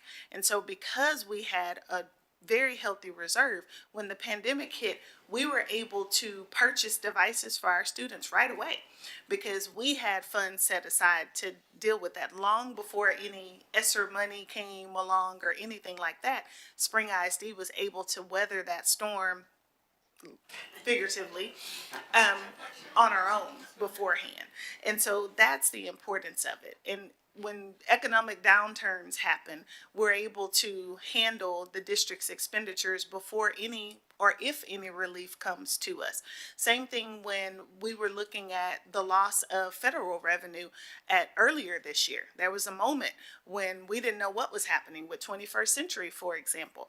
And so when we got the news that, you know, all federal funds had halted, all of our 21st Century staff were naturally distraught because they thought my job is coming to an end. Well, at that point in time, we were able to safely say we can make sure that we can pay the payroll for that fund until the end of this year, until we know what's actually happening. So that's the importance of having an adequate fund balance, a healthy cash reserve, so that the district can continue to operate in times of uncertainty. Thank you. Ms. Westbrooks, in Exhibit B3, I'm trying to find where the line item is for deferred maintenance. Deferred maintenance would be in capital projects. Yes, sir. It would be in the capital projects fund. And so you would really, all of those expenditures that you see that total up to 118.5 million, there's lots of deferred maintenance that's in there. And the majority of it is probably in that $68.5 million number. Okay, can you help me find it? What page is that? I'm on page 77 of your binders. Okay. The third column, the middle section.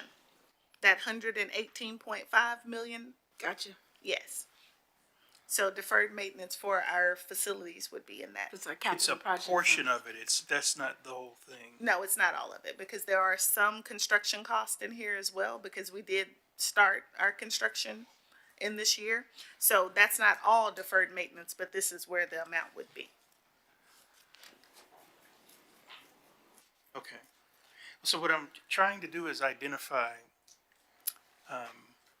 where our costs are for maintaining some of our older buildings. Because I know that's a part of the optimization conversation as well. And so it should, in a comprehensive report, I would expect there to be a line item that points me to where we do that spending. It's in capital projects, it's just not broken out that specifically. Okay. Now, we do have that information on our bond website, and there's a line item for deferred maintenance on that report that's on the bond website. On the bond landing page? Yes. Excellent, I'll check there. Yes, Then sir. my last question is, what is the difference between fund balances July 1 and fund balances June 30th? Where we started the year, on July 1st, at the beginning of the fiscal year, that's where our fund balance was. So last year, July 1 to this year, June 30th? That's right. Thank you. So July 1st, 2024, fund balance was this, plus the revenues minus expenditures equal our fund balance for the end of the year. Thank you. Yes, sir.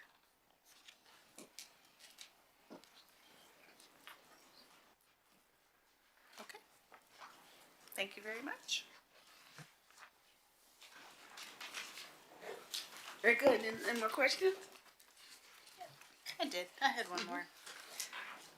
Yeah, as I was kind of scrolling through this, on page 64, the one thing that kind of jumped out at me was the data processing services.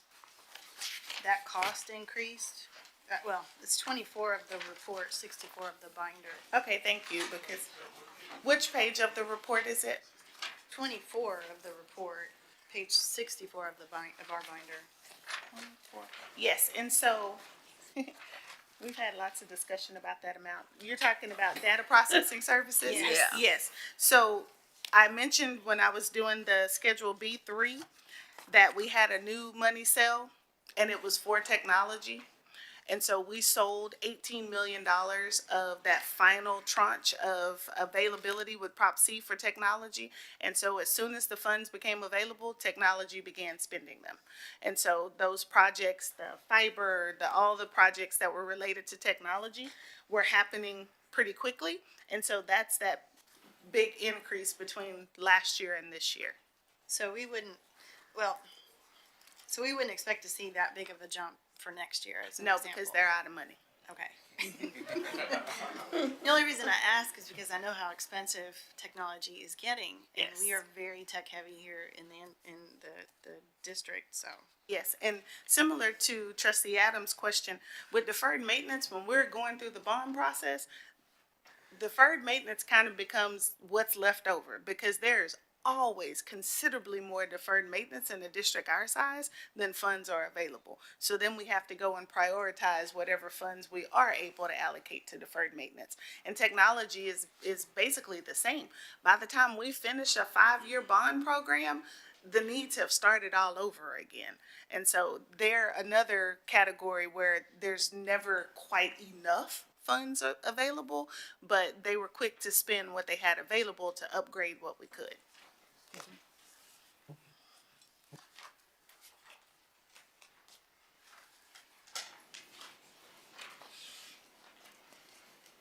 Oh, the one thing that I always am terrible about, and my team knows me, they know it's my head, it's not my heart, is recognizing my team for the work that they do to put this together. So I hope Miss Kennedy's still here.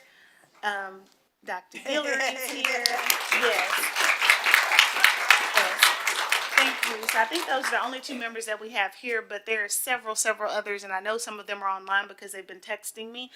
Stephanie Frisch, Liliana Guzman, Brittany's here. Brittany, our payroll director. Thank you.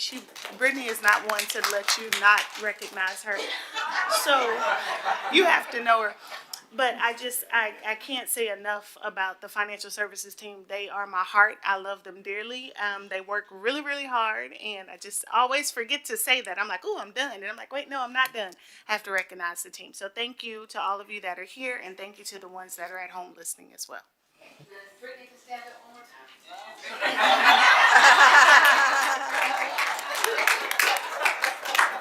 You just made her day. That's her day.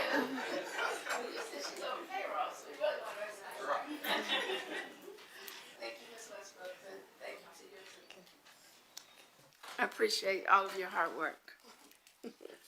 President Durant, Uh-huh. it reminds me of the movie Hidden Figures. They make the space program work. May we ask questions on the latter part of this report, the unaudited part? Absolutely. Okay. I'm on page 183. And this is one of those things that I don't know in my years on the board. I just missed how much we were paying mud districts. Well, what you're looking at here is not Spring ISD paying the mud districts. It's actually what's called overlapping debt. So if you are a resident of Spring ISD, then you could be paying into one of these mud districts taxes to one of the mud districts taxes to Spring ISD. So these are overlapping entities that a resident within Spring ISD could be paying taxes in more than one entity. That's what this is. So the Postwood mud, those people are also in Spring ISD, so they're all paying Exactly. taxes. Okay, Yes, great. ma'am. That was one question.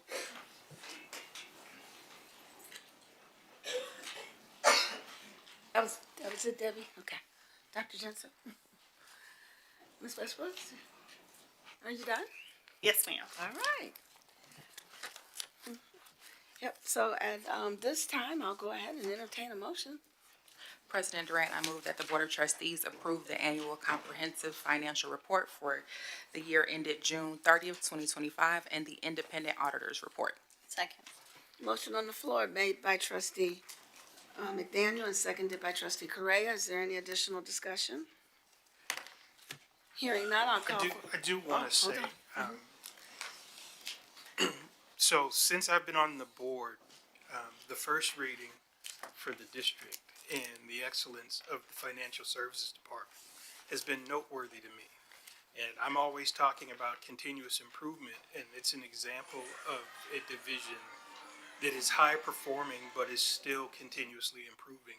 And so I wanted to commend Ms. Westbrooks and her team for the really high quality of work and still striving to do better all the time. Thank you very much. It's never been easy, but it's a lot more challenging now than it's ever been. So I certainly appreciate that. And we continue to do the absolute best we can to uphold the high legacy of financial stewardship within the district. And we don't take that responsibility lightly at all. Thank you. Thank you. This time, I'll go ahead and call for the vote. All those in favor, please raise your right hand. That motion carries unanimously. Thank you.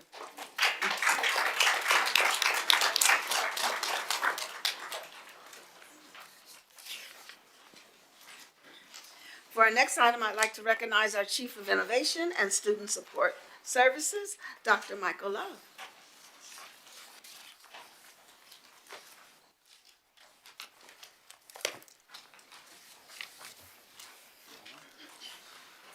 Well, good evening, Madam President, Superintendent Koya, and members of the board. Today, we're going to be covering Lone Star governance, really the aspect of discipline across our district. Now, I do want to preface and state that today we're looking really at the first 6 weeks of the school year. And we'll be comparing the really 5-year trend data of the first 6 weeks. So a very high level viewpoint of our discipline. And then our goal is to provide you a much more robust report at the end of the year when it's much more comprehensive. With that stated, I'm asked Nigel Simmons to present. He's our Student Support Services Specialist. He'll be reviewing the presentation for you. Thank you. Good evening, Madam President, esteemed board members, and Dr. Quire, Superintendent. We wanted to overview with the Lone Star Board goal, 10% normalized growth per year. With our strategic alignment with well-being, equity, and equity again. So one of our first goals is Spring ISD will decrease total disciplinary infractions by 10%. African American discipline and suspension rates of African students will decrease by 10%. And the suspension rate of students receiving special education services will decrease by 10%. So this is a historical PEAMS reported discipline in our district. Texas Educational Agency requires all local education agencies to report out-of-class removals, including but not limited to these 4 items: out-of-school suspension, in-school suspension, DAP, and JJAP. So what you'll see in our presentation, which Dr. Love spoke to, is you'll see a 5-year trend data, which is going to speak to all the times we removed the student for a disciplinary infraction related to removing them from instruction or the classroom. So with our 5-year trend, the first 6 weeks of student discipline action reasons, as you can see, coming out of the COVID years of 2020 to 2021 to 2022, 2022 to 2023, you can see that we did have a dip due to students returning from COVID. And then as you can see in our 2023 year to our 2024 year, you can see an uptick with that 1204 number. And that was really due to our zero tolerance at the time, where we were having zero tolerance for our vaping issues, for our violent offenses. So we did see an uptick in our discipline. But coming into our year of 2024-2025, that's also when we introduced our Second Chance program, and we had a DOI amendment, which we definitely partnered with, and we saw that our sister ISD campuses in the South, they also had a DOI amendment, which allowed us to not send students to the DAP for the first-time offenses for vaping. So that substantially impacted our data that year. Also, which impacted our data that year was us aligning ourselves with our student code of conduct to make more equitable choices with our students that year, to sending them to the DAP, removing them from instruction, and so on. As you can see in this year of 2025 to 2026, you can see a slight uptick, and that can also be that's due to many other factors of introducing new legislation this year, which we'll speak about in our next few slides. But also it was an uptick because we did see a rise in certain codes changing, for instance, like we heard earlier, like the cell phone codes, etc. So our 5-year trend for our first 6 weeks for African American students in suspension, this is where we said that there was a legislation change. So last year we had from that, you see that uptick from 23 to 24, where we had that zero tolerance year. From the year 24 to 25, students were not allowed to be suspended more than 3 days. That included ISS and OSS. So what that means is, if you were suspended for 3 days out of school, you came back to school, you could not go into ISS. This year, that legislation has changed. There is no limit on ISS. So now we're seeing an uptick in ISS where schools are using the ISS to try to use it as a different alternative placement to the DAP. But we also do see that ISS is now being used more, particularly in our campuses, because there isn't a legislation that says that we are mandated to. This was put in place in 2024 to 2025. It started in the 2023-24 year at the end of the school year in 24 to 25. This was put in place so that we didn't also stack. So we had where, and previous in our district and all around the state of Texas, where a student may go to the DAP, but they also may have been suspended for the infraction, but also went to the ISS and then went to DAP.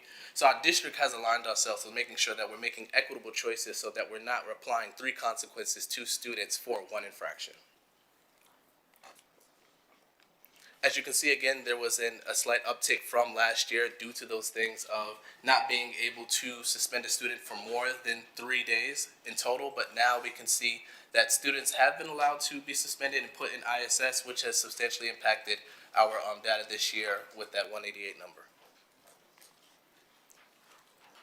Our data validation, monitoring, and discipline data analysis. So we use this to ensure that there's equity in our discipline measures, and we also monitor this weekly in our data integrity meetings. And we use this to monitor African American discretionary placements so that kids are not placed unlawfully in the DAEP. We partnered with our DMC team, and Dr. Guillory has been somebody that's very implemental in helping us do this. We send out our weekly reports, and we also go into the campuses to meet with our CBCs to say, hey, listen, we do see an uptick in your OSS, we do see an uptick in your DAP.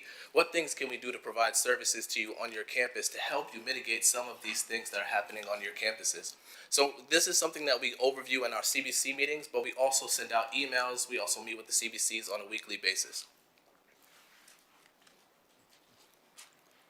So our Office of Student Affairs next steps, we want to have weekly progress monitoring data reports, which we just spoke about, and our weekly data reports reviewing discipline errors. So we're making sure that we're overviewing our coding, that we're coding students the correct way when we're applying these discipline consequences. We want to also provide special education disciplinary protections, and we bring that into our CBC meetings where we house a CBC meeting once a week for secondary and for elementary. We bring in all forms and all facets of all departments in the district. We partner with our special education department, our DMC department, our SIS department to provide those on-demand trainings to the administrators on campus for any questions that they may have this month or any changes that may have come with law and legislation that year or that month. We delivered the de-escalation training this past week to all of our CBCs. And what we hope to do with that is create capacity on our campuses. We want our CBCs to train all of the other administrators on our campuses who will then train their grade level teachers and the PLC so that we're creating capacity so that we can target, mitigate, and identify these inappropriate behaviors before. So we're trying to put more preventative measures in place so that we can have alternative interventions besides sending a student to the DAP and also taking the student out of instruction with ISS or OSS. We're collaborating with our mental health services department to identify effective behavior management techniques and provide targeting trainings to address and reduce inappropriate classroom behaviors, while also we're reconstructing our department currently, where we're now having our executive director of student support and student affairs, and also we have our director of student affairs, which will be Corey Leday, and our executive director is Dr. Tingle. We'd like to open the floor now for any questions from the board.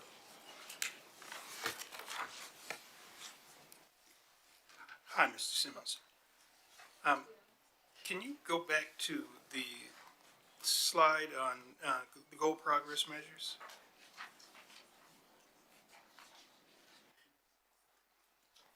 I think it's one more. Yeah, that's the one. So Dr. Love mentioned that this was sort of a high-level overview. I just want to make sure that we all understand when we set this as a normalized growth target, that means by definition is disaggregated by school. So a 10% reduction at Westfield will look different than a 10% normalized growth reduction at Spring or Decaney. It's gonna vary, and so the way we're talking about this in this slide concerns me that we don't really understand that. Does that make sense to you, Dr. Cuellar? This is not, so we shouldn't be talking in terms of total disciplinary infractions by 10%, as if that's some large district goal. This is normalized for each individual campus. I just want to make sure that we're clear on that when you do start doing your more micro level disaggregated reports, because I was going to expect that anyway as we move forward, that we have that understanding of what that means. Correct. Thank you. Yeah, thank you for that, Trustee Adams. We'll ensure that we disaggregate it also in future presentations, just so you can all have a good idea of kind of how it looks in the trend data from campus to campus. And can I jump in just because it's the same question that I had or comment? Also, if we can complete the goal to add from the percentage where we began our baseline and the month and year to wherever our percentage that we're shooting for in the end month and year, just so that all of our goals are smart and they are in the same format.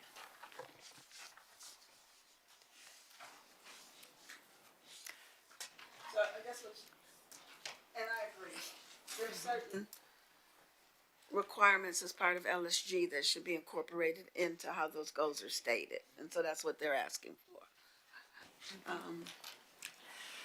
May I offer, Rhonda Did you? Newhouse. My question concerning your CBCs on your campus, what they're doing, where do your assistant principals fall into this plan? I'm assuming we still have assistant principals for discipline on our campuses. So by grade level, by alpha, sectioned off, so they are handling so many students. The CBCs can't handle everybody. So where does our assistant principals fall in? So our CBCs are the assistant principals or the associate principal, but during our CBC meetings, we invite everybody to our CBC meetings. Every grade level principal, we invite their secretaries because they're also in the work with them. So we invite everybody that's a part of the process to our CBC meetings so that they're able to accumulate some of those trainings and there's not silos that are being built. Because there's times where the CBC may lean on their assistant, or there's times where the CBC may lean on their counselor or their SSS. So we're making sure that all of these people are part of this process. So we have specific trainings for those specific populations, but we also invite them all. We also have a resource folder where we have all of our updated documentation for CBCs, secretaries, counselors, SSSs. So we have that resource folder that we share with everybody in the district that requested so that they can also be up to date on how everybody's job functions and how we can all support each other.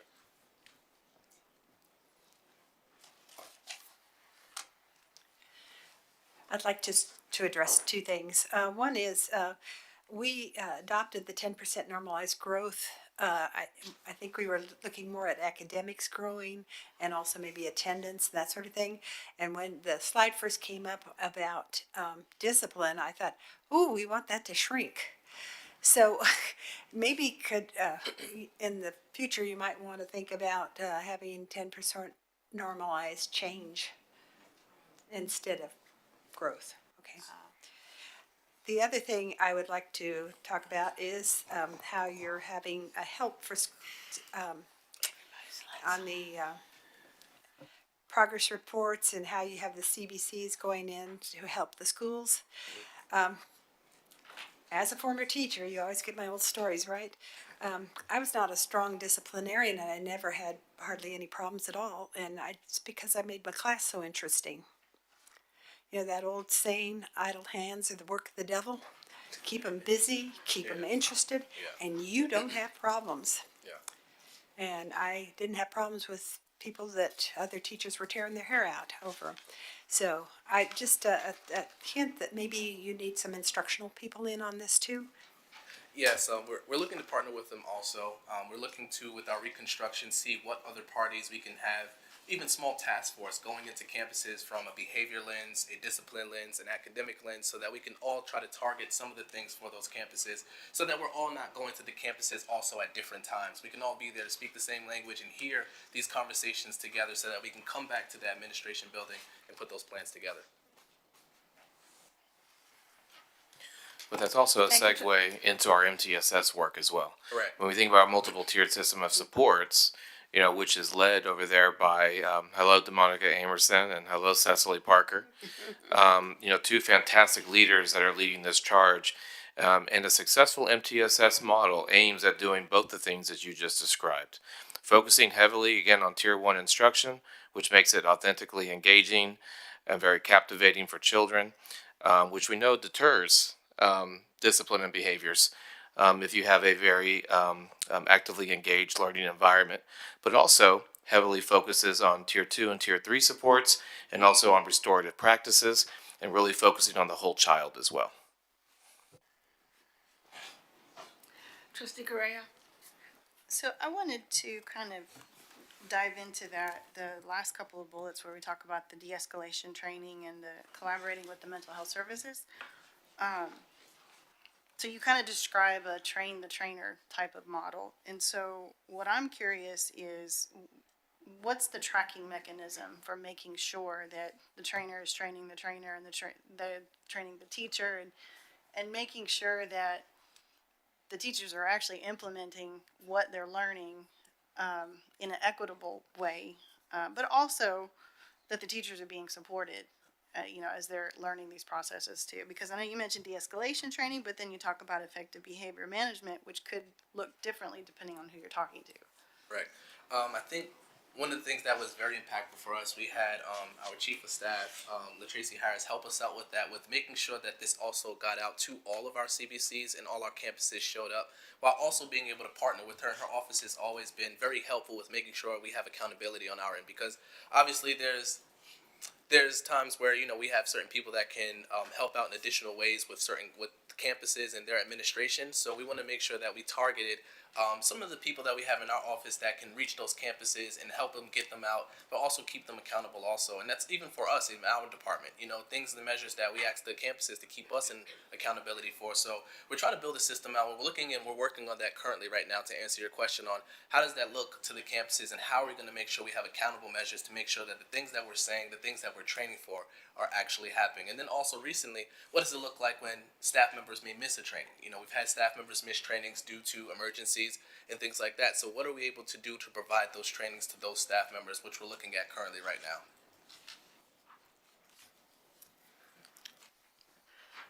Is the training you're referring to, de-escalation training, is it a district-created training that we're working on, NCIS or something else? We worked with Region 4 with this training, and they brought it in a TOT, and they're currently looking to partner with us on classroom management, instructional help, but also some of those behavior management techniques so that we can come in, create a trainer models, and then use it and build out our own capacity so that we don't have to always service out. We can build capacity within our own home. So, Region 4 is helping us to develop our own trainings. Correct. Okay. Dr. Cuellar, you mentioned where I was going to ask, what I was about to ask about MTSS. Could we get more insight into what the MTSS process should look like in Spring ISD? Ideally, what it should look like, I don't know. I know we have a team that we are building that out right now. I don't know that that is happening the same on every campus when it comes to behavior, especially because just as you mentioned, MTSS is academics, but it's also behavior. And if we have those systems in place for Tier 2 and Tier 3, then we should be able to monitor how it's working and see what's not working. And that should be a report the board can receive or something of that nature. So I would just like to see more about MTSS. That's something that I was looking for here. Or as well as PBIS. That's something I was hoping to see too, because when we talk about discipline, a lot of it is punitive.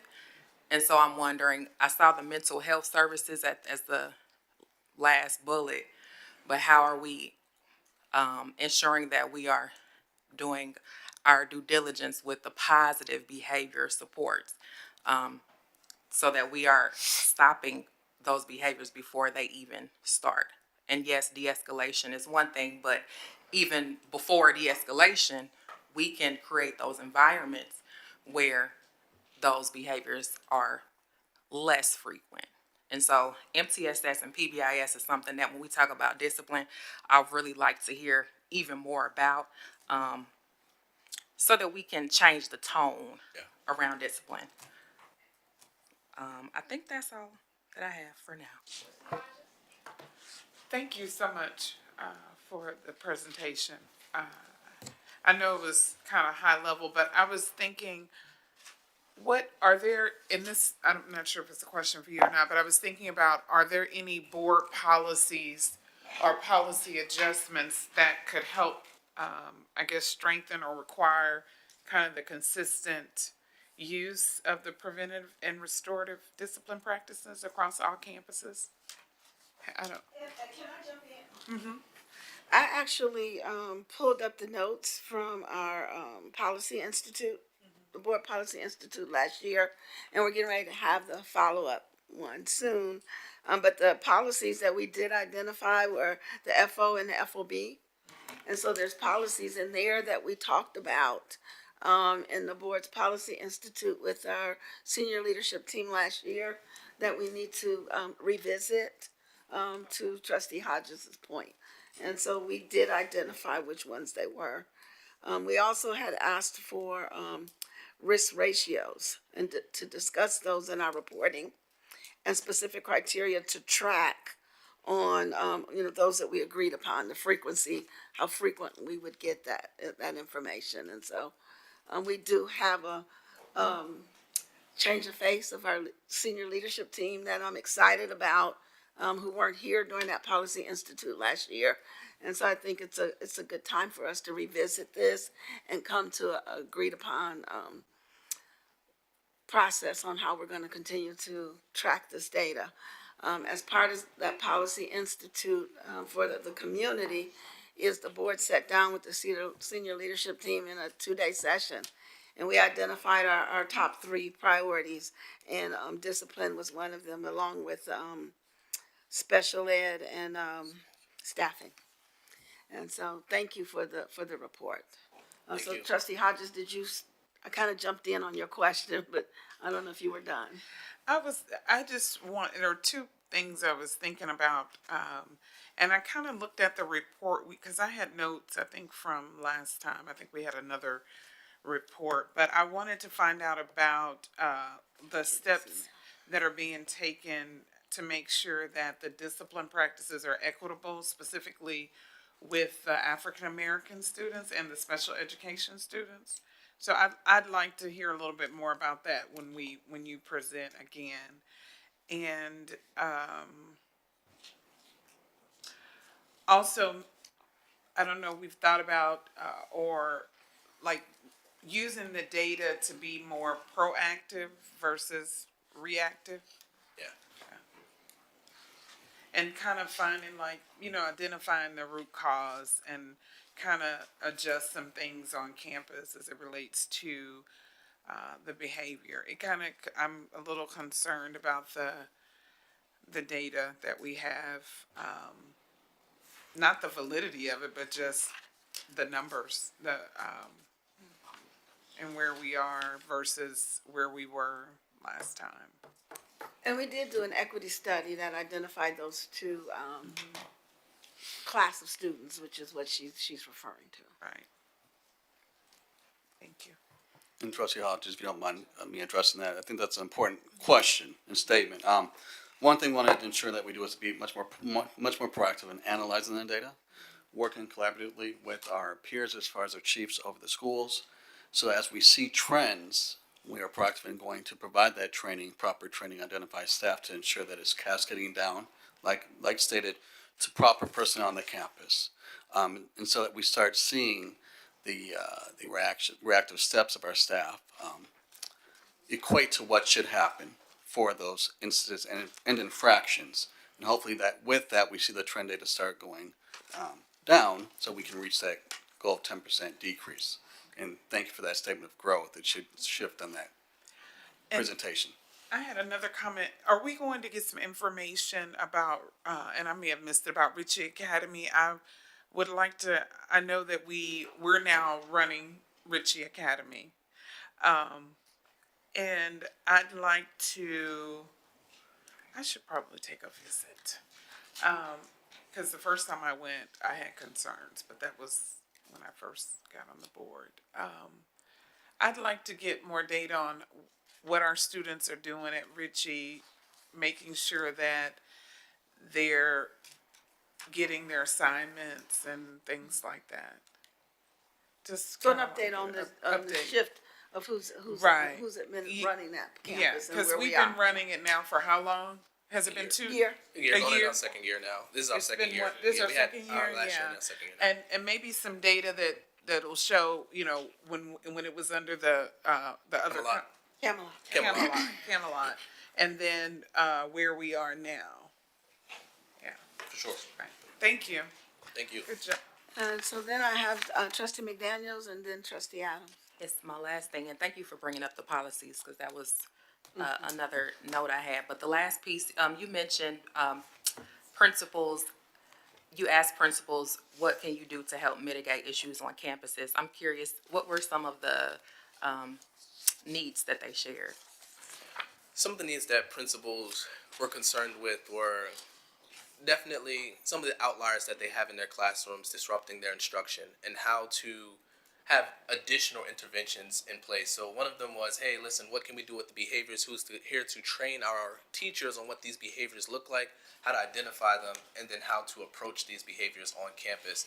So we did identify, we had some of our behavior specialists come into our CBC meetings, but we have seen that it has become a concern for principals on campus that if they're having some of these escalated behaviors in the classroom and their teachers don't know how to address them, or there might be a severe escalated behavior and we don't know how to address that student, it impedes on the instruction and the integrity of their classroom. And that's one of the biggest things that we're trying to, understand and really resonate with our principals to show that we have support and that we are supporting them, but also trying to find those other additional interventions in our district that we can put into place. And that's part of our big department reconstruction, because now we've put a lot of the pieces together where they were in different departments, and now we have behavior completely in our department. We have the mental health in our department. We still have the guidance and counseling, but the reconstruction is allowing us to now create that team to say, hey, listen, we need to go in there and address these things, but more importantly, we need to make sure that this campus feels supported. And then when we leave, how do we track that? What does that support look like when we leave? And was it effective? And if it wasn't effective, what do we do now to add additional supports to help that campus become more successful? Thank you. Yeah, because we even had students here tonight, talking about Right. some of their concerns around discipline, and they don't see the big picture. I'm sure there's a bigger picture to that, but we just want to make sure that everyone is aware. And those are the success stories that we Right. want to hear. If it just takes one success story to sometimes fuel you and keep you going.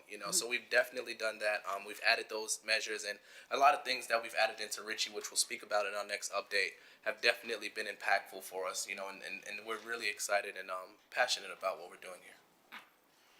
Trustee Adams? I just want to make sure, because I know you provided us with a calendar for the meetings, and so this was the first of 4 of these updates. And so I just want to make sure that this second, third, and fourth one are on our calendar, and I don't have my The calendar board with me. monitoring calendar, and so we do need to revisit that. Because when I looked at the notes, we had really initially asked for a monthly update.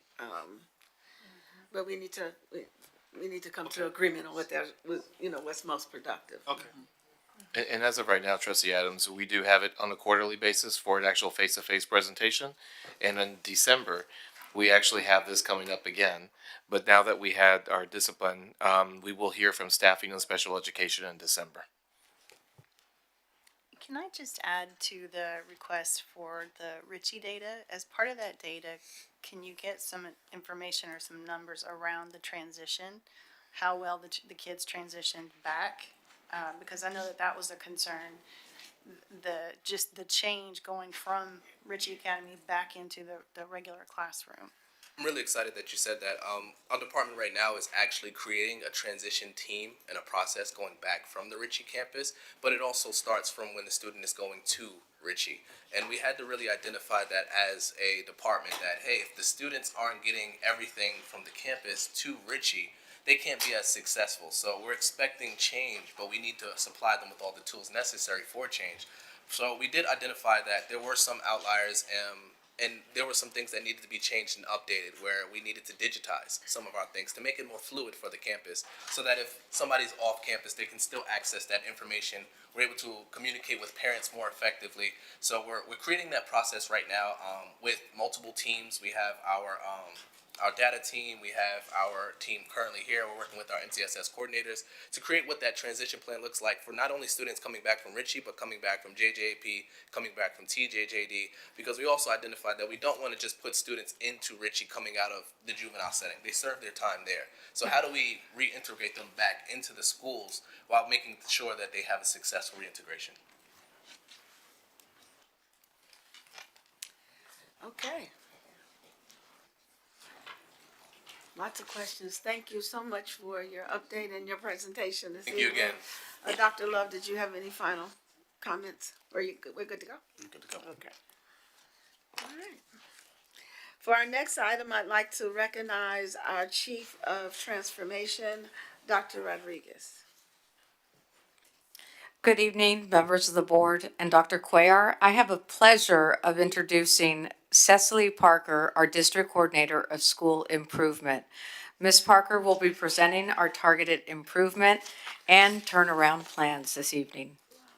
Welcome, Ms. Parker. Thank you.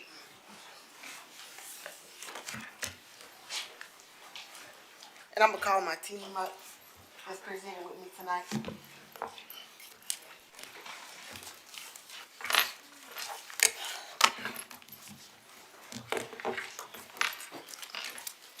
Let's make sure we introduce your team members. Yes, ma'am.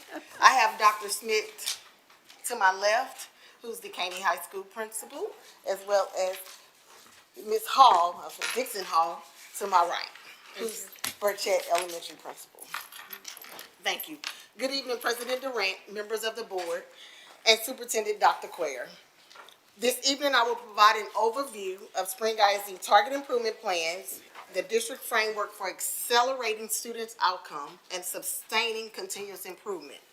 Our work is anchored in the TEA's Effective School Framework, which guides how we strengthen leadership, instruction, and school culture to ensure success for every student. Before we look at the details of this plan, I want to ground our work in the framework that guides everything we do. Our improvement work is rooted in the Lone Star governance, which ensures every decision and initiative directly supports students' outcomes. This framework prioritizes clear goals, strong accountability, and continuous progress monitoring, keeping our focus on what matters most, student achievement. Each plan directly supports Spring ISD mission to prepare students to be lifelong learners, critical thinkers, and responsible citizens who are ready to contribute, compete, and lead in today's global society. Each year, TEA evaluates campuses using the Closing the Gap domains. Campuses in the bottom 5% or earning a D or F rating must implement a target improvement plan. It has short-term plans that focus on rapid improvement in reading and math. The goal is for all campuses by the end of the year to earn a C rating or higher. Campuses that have multiple years of consecutive unacceptable ratings must implement a turnaround plan. It is a comprehensive plan that redesigns systems, strengthens instructions, and builds sustained leadership capacity. Both the TIP and the TAP, which I always say, are progress monitored by the District Coordinator of School Improvement and operate to ensure accountability and measurable results. Each plan must receive the board approval prior to submission to TEA. To see how these plans connect, let's look at the overall school improvement continuum. Spring ISD maintains 3 levels of planning that provides a progressive framework for support and accountability. The Campus Improvement Plan serves as our foundation, a living document that focuses on strengthening instruction and update quarterly to reflect data-driven adjustments. The Target Improvement Plan builds upon the CIP by addressing specific performance gaps, and campuses have 1 year for improvement. The goal of the TIP is to prevent further sanctions. When further acceleration is needed, campuses implement a turnaround plan, the most extensive framework requiring redesigned system, rigorous monitoring, and direct TEA oversight. All plans are monitored by the District Coordinator of School Improvement to ensure alignment and fidelity. The unified frameworks that TEA has implemented this year is they wanted us to be cohesive, a district-wide approach to school improvement. Spring ISD continues to maintain the main focus, prioritizing Tier 1 instruction as the foundation for students' learning and achievement. Our improvement plans emphasize reading and math and anchored in TEA-adopted high-quality instructional materials through strong foundation implementation. We are implementing Bluebonnet Math for K through 9, Amplify Reading for K through 8, and HMH into Literature for 9 through 12. It is to ensure rigorous, engaging, and equitable learning for all students. We also are differentiating professional development to deepen teachers' expertise and strengthen daily instruction through our strong foundation implementation aligned with professional development and ongoing classroom coaching. Leadership capacity is at the forefront. supported by Region 4 and grounded in the effective school frameworks, ensuring consistent instructional excellence across all campuses. Our symptomatic approach process monitoring at both the campus level as well as the district level to ensure fidelity of implementation and accelerating student growth. As the district coordinator of school improvement, I collaborate with the campus leaders, district leaders, Region 4, and I also connect with our TEA school improvement specialists to ensure that all our plans are aligned, consistent, and we hold our principals accountable for implementation. Principal leads with consistency, boldness, and urgency. Using data during PLCs, frequently classroom observation, and actionable feedback to strengthen instruction every day. Our submission process is on November the 21st, 2025. Our plans will be submitted. TA has charged us with 70% of our plans being approved at the first try. Our goal at Spring ISD is 100% to be approved at the first try. If they're not approved, we have to do a resubmission on March 24th, 2026, but we won't have that problem. They're going to be approved the first time. Currently, we have 5 campuses that are implementing a target improvement plan, including 2 of our campuses are implementing a target improvement plan, are Clark Elementary and Burchett Elementary. Those campuses are doing a target improvement plan because they are under the LASSO grant, whereas Clark is implementing with ESF framework, which is Effective School Framework Support, and Burchett is under the Strong Foundation implementation. We currently have 10 campuses implementing a turnaround plan. And those campuses, we have 5 that has to implement and develop immediately once we get approval from TEA, and the other 5 are just developed. But as we know in Spring ISD, we expect nothing but excellence, so we all will be implemented immediately. With these collective efforts, ensure intensive coaching, full high-quality instructional material implementation, and robust progress monitoring. All designs produce substantial gains in student achievement with the goal that every campus earns a C or higher by May. At this time, you'll hear directly from my fabulous leaders, Ms. Hall and Dr. Smith. Good evening, President Durant, Board of Trustees, and Before you get Superintendent. started, I just want to point out to the board that Ms. Parker has provided a sheet for all the acronyms that they're using. So thank you for that. Yes, ma'am. Okay. Good evening, President Durant, Board of Trustees, Superintendent Dr. Cuellar.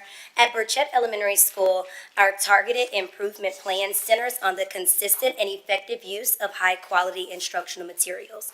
What you'll see here in the slide before you are 5 instructional actions and strategic steps that have already yielded great results as we have moved from a D to a C campus, and we're on the road to a B and beyond. So first and foremost, at the center of everything we do is our Tier 1 instruction using Amplify for English Language Arts, Bluebonnet for math, and then what we did this year is implemented a Tier 2 misconceptions block that addresses and clarifies any misconceptions from the daily lesson, ensuring that students leave with an accurate understanding and confidence in the skill that was just taught.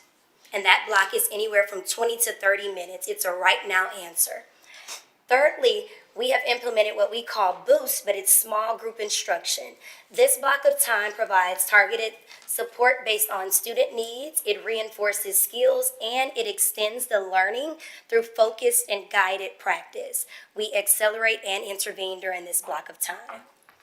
The fourth thing that you'll see on the screen is very near and dear to us, student goal setting conversations. We've always talked about it, but now we're tracking it more with fidelity, and our leadership team has adopted classes of students where they go in and add an additional lever for those students in engagement, and we also teach small groups as well. But with the student goal conferences, students are taking ownership of their learning, they're tracking their own progress, and they understand the steps steps needed to reach their goals. And those student goal conferences happen no longer than 3 to 5 days after an assessment has taken place. This week, we're taking CBAs, so we can look forward to 3 to 5 days with this being completed. Last but not least, a very, very high leverage step, coaching, feedback, and follow-ups. We're no longer just talking about it, we're being about it, and we're coaching on the spot. So with this coaching feedback, it allows us to grow teachers by enforcing effective practices, addressing areas for improvement, and ensuring consistent implementation that leads to student success. So again, I say we are on the road from a C to a B. We will be eating beignets, or we will be sharing apple pies with everyone here. Thank you. I'd like to ask a question. Are we in any way incorporating in that fourth step their normalized growth goals? Absolutely. Where kids can actually and our kids are calculate their own. They've done it. I wish I had pictures that I can show you. And they're going beyond the 10% because they're noticing their misconceptions and their gaps. And so with the use of iReady, Amira, and Amplified Boost, when they track their own pathway, they know what they need because they see it on a regular basis until they meet mastery. So it's 10% and beyond. You should hear the goals. We keep them grounded, but they have high hopes because the teachers that they have are well equipped. Maybe Dr. Rodriguez can include some of those pictures in our board update this week, because I think we. I was just going to share that we have some great pictures Okay. of student goals, and this is happening across the district. Would love to share those. Yeah, and make sure we're celebrating them when they hit that 10% and beyond. Absolutely. Trustee Adams? So when I was over at Hirsch, I noted there's a document that somebody has provided us that shows the normalized growth of all of the schools in Hirsch. Before I walked onto Ms. Patterson's campus, I checked it and saw that she was also exceeding her 10% growth goals. My question is around where we fall down in sustaining this. And I know one of our challenges has been high teacher turnover. And so if we're constantly retraining new teachers or District of Innovation teachers in these 5 steps, we don't ever get to the point where we can start the continuous improvement cycle. Because we're always kind of starting back at, you know, we got to emphasize tier 1 instruction. We got to do the misconceptions. And so what I am looking for is structurally what we can do to stop hemorrhaging teachers every year so that we can get beyond this 5-step program and really start continuously improving. And that's not really a question for you, Ms. Dixon Hall, or you, Dr. Smith. But And I think one of the things, Mr. Adams, is, you know, we are aware that we have a high turnover with teachers, so that's why we're pouring into the leaders, the principals, and making sure that they are well trained in the curriculum and that they are aware of what the teachers are supposed to do, and also providing those look-fors from curriculum department, giving the principals an opportunities when they go into class, they know what they're looking for, and they're able to coach on the spot. I think that's the biggest shift, because we are aware that we have a big turnover, but we can't make any excuses. Our kids have to learn, and we have to make sure we provide them with high-quality instructional materials as well as a high-quality education. And I'm gonna let Dr. Smith go through her portion, and then we'll be welcoming all questions. Just 1 second though, and I just wanted to enhance also and expand on Ms. Parker. You're exactly right, and that's why one of the mantras this year is together in culture. And we also know too, and we spent quite a deal of time with Dr. Keene, and he was taking us through our our exit surveys and looking critically at the workforce that is exiting and what are they saying. Well, we have an engagement survey that's coming out to all of our staff, and I think this is a great plug to please take this survey and speak your truth, because we can't improve if we don't know the specific areas on where to improve. And this comes back down to culture and climate. We can incentivize strategic ways of how to compensate staff, and we're doing that through partnerships with, Dr. Keene, Ms. Westbrooks, and really being innovative with what we can do. You got it, yes. And also the way we're also looking at some innovation now coming up in future years that's only going to enhance the amount of how we incentivize some of our strategic compensation specifically for our most lowest performing campuses. But we also know too that the data does not state that it's compensation at the top that is the deterrent for teachers and workforce. It's around culture and climate. And so we have to do a much better job. And we also know that customer service is one of the biggest things. And that doesn't only apply to workforce, but that also applies to our families and our students.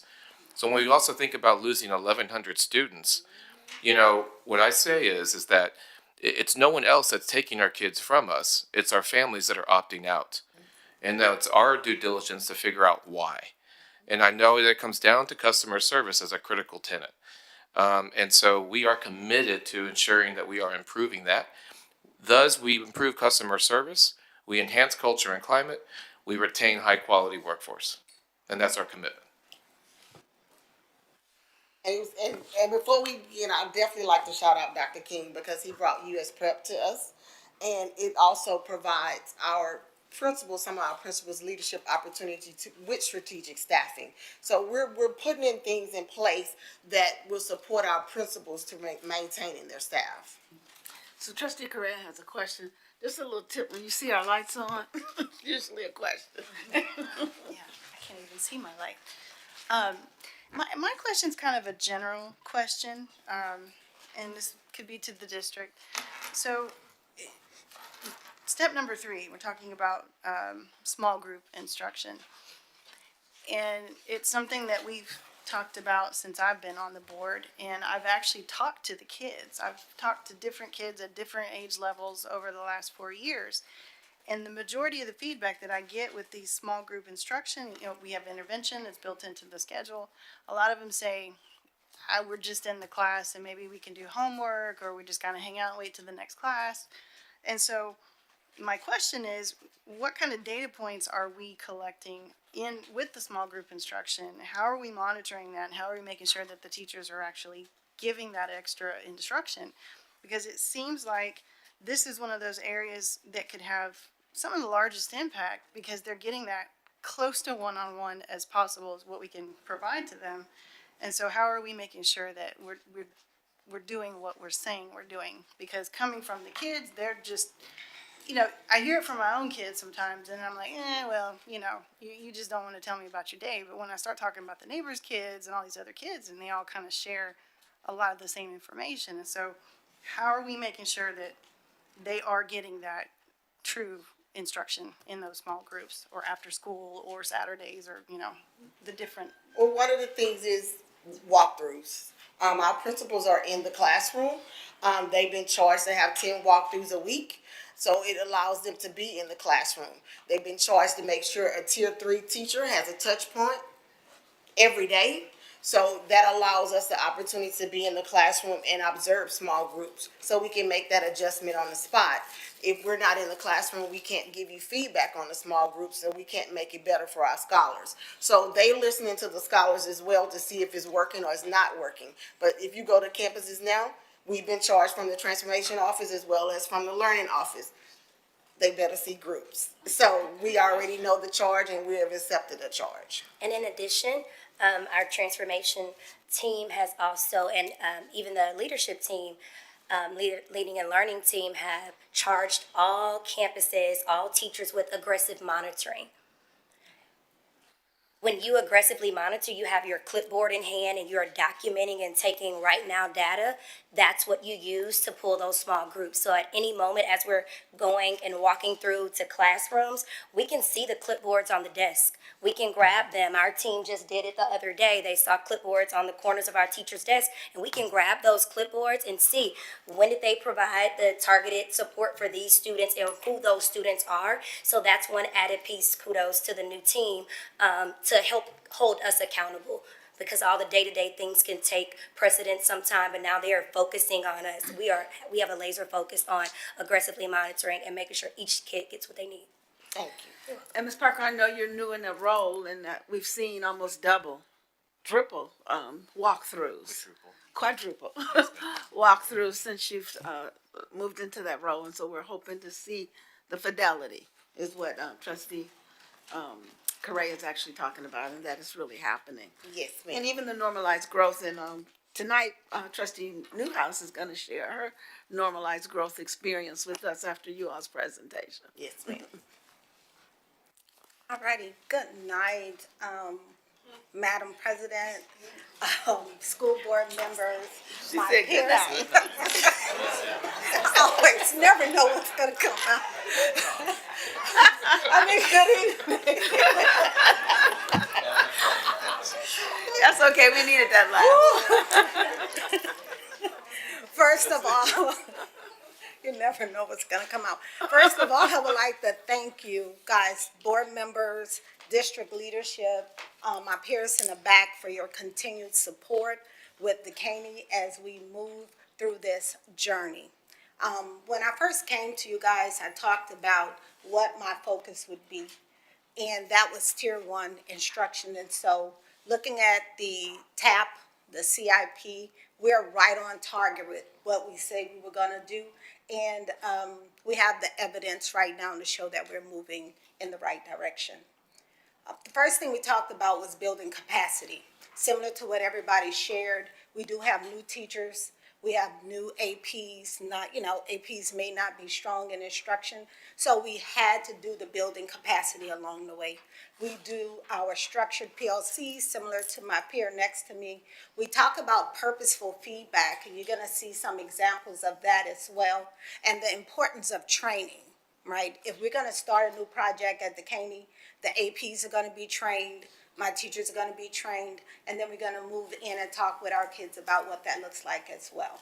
The next part we're moving in is coaching and modeling. When I looked through the feedback, I realized that we weren't doing the touchback points on the things that we talked about prior. So now with our Tier 3, Tier 2, as well as Tier 1 teachers, we're gonna do those touch points where if we visited the classrooms in the beginning of the week, they're charged to go back the second, so that we're making sure that that touch point is there and that our teachers are feeling supported. Phase 2, we talked about ensuring that the students experience Tier 1 level learning experiences. That's when we're using the high quality instructional material, Blue Bonnet. We have the materials provided by the districts and all of those things, and we put them inside of a learning deck so that we can monitor pacing, ensure that teachers are getting through the things that they say they would get through, the instructional aspects, and also as a reminder for teachers what they should be covering, because we know sometimes we can move through a classroom and we forget, hey, you know what, period 3, I forgot to mention that. So those learning decks are providing teachers with that service. The last part, implementing prescriptive in-school supports. Thanks to the district, we're able to bring in outside sources to help out. And so our teachers and students are experiencing the push-ins and pull-out. Right now I have my associate principal actually pulling out. So for me, it's all hands on deck to ensure that our kids are receiving the things that they need to receive to ensure their success on the upcoming EOCs for our retesters. So we're in the ballpark for that. The data is coming back showing that we're gonna have some good growths in that. I'm from New Orleans, so I have to knock on wood, but we are doing the things that we know to do right, which are just best practices for kids. The last part of it, it's not necessarily incentivizing the work, it's celebrating the work, right? I've showed some data to the teachers, and they were actually pretty shocked that it was the whole school experiencing that. So Dekaney, we're not perfect by no means, right? We're solving problems every day, and we're creating a culture that's of high expectations. So with that, you're gonna have some unhappiness that come through. We know how to nurse those back in, put the pads on, Band-Aids, let's go back in, rather it's for adults or for students. We're doing what's best for kids. So you can go to the next one. And so here are some examples of what we have. We do PLCs, like I said, daily. So if you come in, our ELCs are in PLCs. They also have a planning Our teachers who may not have, a separate planning time, we're meeting with them after school. So we are constantly in that turnaround of the work to ensure that we're meeting the needs of not only our kids, but also of our teachers.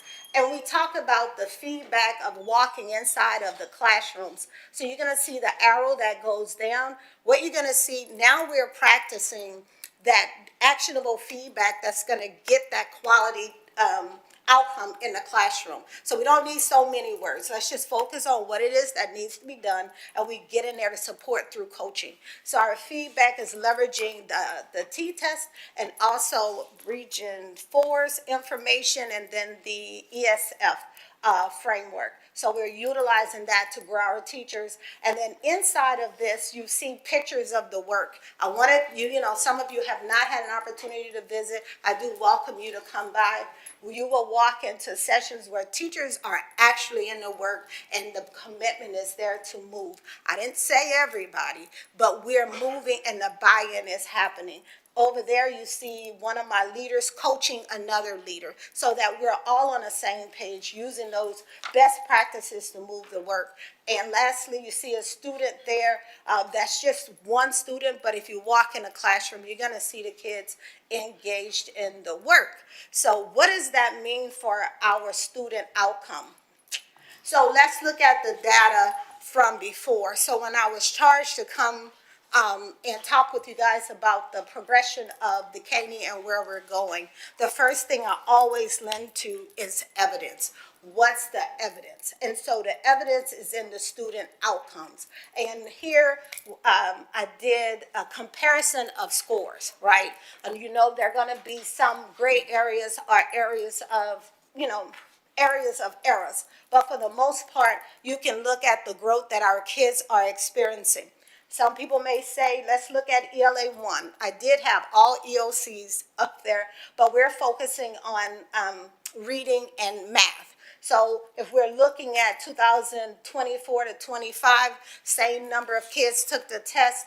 Last year, they were at 53% approaches, and 21% of those kids were at meets and 2% was at masters. Same time this year, we're at 91% approaches, 76% meets, and 12% masters in ELA high school. And then when we're looking at our ninth grade, we're seeing the same type of growth points. We're looking at strictly high school, ELA 2, you're seeing the same types of growth. 21% meets, 67% meets, and then we're masters. So we're moving the needle in the right direction. And as usual, algebra is always pretty tough. And so you're seeing still those same types of double-digit gains. And if you're asking, hey, what about the second assessment? The second assessment shows the same type of growth. What about the third assessment? We're just in the third assessment. Right now, they're showing the same type of growth. What we're doing now, if you see a dip in the masters or meets, is because we're using more 2.0 formatted questions to up the rigor to ensure that we're meeting kids exactly where they are, to make sure we're measuring the right points. So looking at the data, we're doing the right things inside of the work. The data speaks. Is it, perfect? No, data is. I'm sure that they have some nuances in there, but it's a similar test this year compared to last year. Real quick, Ms. Smith, just to clarify, thank you, because this looks stellar in terms of growth. Just to clarify, this is their curriculum unit assessment correlating to their EOCs? Is that what it is? Say that again. These assessments are the assessments that comes with the curriculum that the curriculum department has put into Eduphoria. I don't want to call them checkpoints, but those are the checkpoints that comes with the unit assessments with the curriculum. And so with Blue Bonnet from algebra, and then HMH into learning from the English curriculum. And so what the curriculum department has done is made them into almost like common assessments, where they're taking them and then so teachers don't get to see them prior, and so it's just like a checkpoint to see where we are, so we can gauge, do we need to make adjustments with the rigor? And as you can see, our kids are mastering, but also just noting that our kids have had a cycle of Bluebonnet to come through. So our kids are going to progress and do better because they're using the same curriculum with the same objective and the same unit stories. So they should be progressing to the positive, and they should be doing better with the curriculum because now we've gone through, 3 years? And so those same ninth graders was in fifth grade with Eureka. And so you should see a big adjustment with our algebra scores. So I just want to be clear on what I'm looking at here. So the first column there is 2024, 2025. So this was last year's freshman for ELA 1. Yes, sir. And so this 2025, 2026, this is this year's freshman. Yes, sir. And so this is a different group of kids. These are not retesters. These are first-time test takers. And the instrument that they're taking, this tool, is an assessment of all the TEKS that they should have encountered by this time of the year. It's all the TEKS that they should have encountered in that unit. Okay, right, but it's according, so the thing that I hear, and actually, we're sort of touting it, and a criticism I've heard of this sort of turnaround is that it overly focuses on just math and ELA, and it's scripted and kids get left behind. And so this is sort of countering that narrative. Yes, sir. And this also sort of looks to me like improved teaching, because it's not the same kids. But it's the same teacher. And curriculum. Okay. And Trustee Adams, I want to say, yes, we're hyper-focusing on ELA 1, ELA 2, Algebra 1. I mean, that is what we're being assessed on. That's the core of how high school is being evaluated. That's going to end up being our accountability score. However, we still have U.S. history, we still have biology, we still have those other core assessed areas. And I welcome anyone to walk through Dekaney and go through the ninth grade campus. And even if you go right across to the biology hallway, you're going to see all the same consistency in the learning environment and in the expectation as you would in ELA 1 and Algebra 1. You're going to see timed agendas, you're going to see anchor charts, you're going to see all the same practices, classroom to classroom, hall to hall. I just want to, so this is fantastic, by the way. I don't want people to think that I'm down on this, but I think it's important that we continue to talk about social studies, especially in today's world, and in biology and science. It is Paul Betancourt who's always saying what gets measured gets fixed. And I think it's important to have those scores up there as well, because I don't want that to suffer, but we got great ELA and algebra, and I'm an old algebra teacher. I totally agree with you, Mr. Adams. I think one of the things that's driving our turnaround plan is closing the gaps. And so closing the gaps focus on Algebra 1, English 1, and English 2. But let me put that to rest as well. The biology scores did show the same type of growth, and so did the U.S. history. Yes. They are doing amazing. And so we wouldn't have this data for the previous year, would we? Because the curriculum's different. I guess what I'm asking is I'd like to see what we saw with this at the beginning of the previous year and what the end results were. Like, is this, how much of a reflection is this compared to last year's test? Yes. So it should actually align. It aligns very Yes. tightly. Yeah, it does.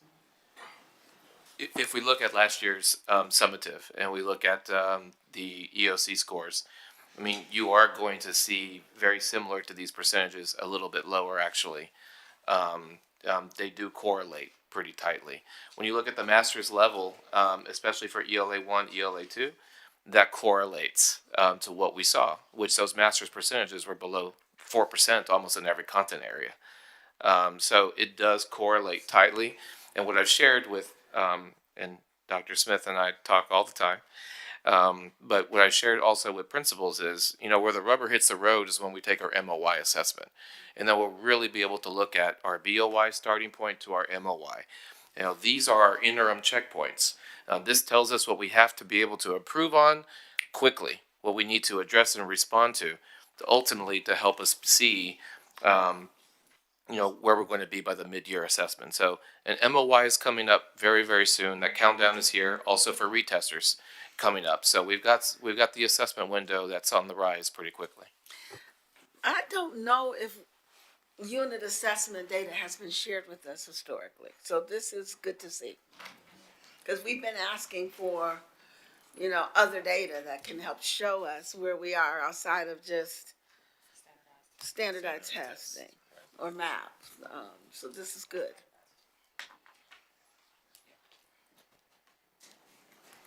And this concludes our presentation.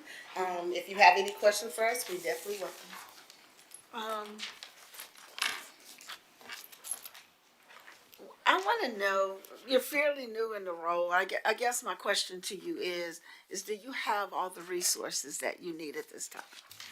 One of the things I can definitely tell you, I live in the learning, and so I definitely tap in on my resources. You have one that's right next to you. I challenge him all the time with my questions, concerns, and what I need. I think I call Dr. Harris maybe at midnight sometime and be like, hey, I have this question. So the resources are there, just making sure that, it helps me to eliminate any barriers. I have all my colleagues in the back, my principals. They provide me support and they believe in the work that I'm doing. So they welcome me on their campuses. They welcome my coaching. They welcome my feedback. I'm their shoulder. One thing that specialists always tell me is you're the performance manager. You're there to eliminate barriers for them, as well as I'm her principal manager. So I'm here to coach, support, and make sure we get to an A by May. I know in our conversations with a lot of the principals, they expressed to us how grateful they were for the support that you provide. Yes, so. They know if they don't have it, I have it. I'm gonna do it for them. I'm in the work with them. So you actually kind of answered my next question, and then I'm going to turn it over to Trustee Correa. Barriers. Are there any barriers from our perspective as governance, leadership, budgeting? I think the only barrier. You have what you need. I have what I need right now. Dr. Quare has created a whole transformation team that can provide the support that I need, as well as Dr. Love. I think we almost talk all the time, as well as Dr. Zapata and Dr. Rodriguez. They're all there to support me in the work. So I'm able to go to campus and get what I need and speak to principals and have Johnny on the spot so I can move what I need to move for TEA. So they're allowing me the opportunity to do the work. And so that's one thing I can say. And I think the principals in the audience, I know they're probably saying, Parker, please hurry up. But I call on them like I need this right now, and I don't even have to blink. They have it for me. Okay. And so I think Burchett's doing well, but I really want to ask the same questions to Dr. Smith. How are you doing? How are you feeling? Do you have the resources you need? Do you have barriers? We need candid conversation. I do have the resources that I need, and furthermore, I think that I can be transparent with any of my support people. And I say my people because they make me feel like they're all for me. I can give them a call, they pick up the answer. If I have any questions, they're there. If I run into a barrier, maybe having a decision that I need to make, I can always lean and call. And I feel like the ears that I'm getting is not a judgmental access, right? It's there to help. And so you guys have done really well with that. The barriers that are there are just there with transformation schools. They're there because it's just a barrier that exists in this moment in time. Will it be there forever? No. As you change the culture, and similar to what we have together in culture, as we change the culture, that environment itself will change naturally. You're gonna see kids who wanna perform because of that. You're gonna see teachers who wanna perform because of that. Everybody wanna be on a winning team.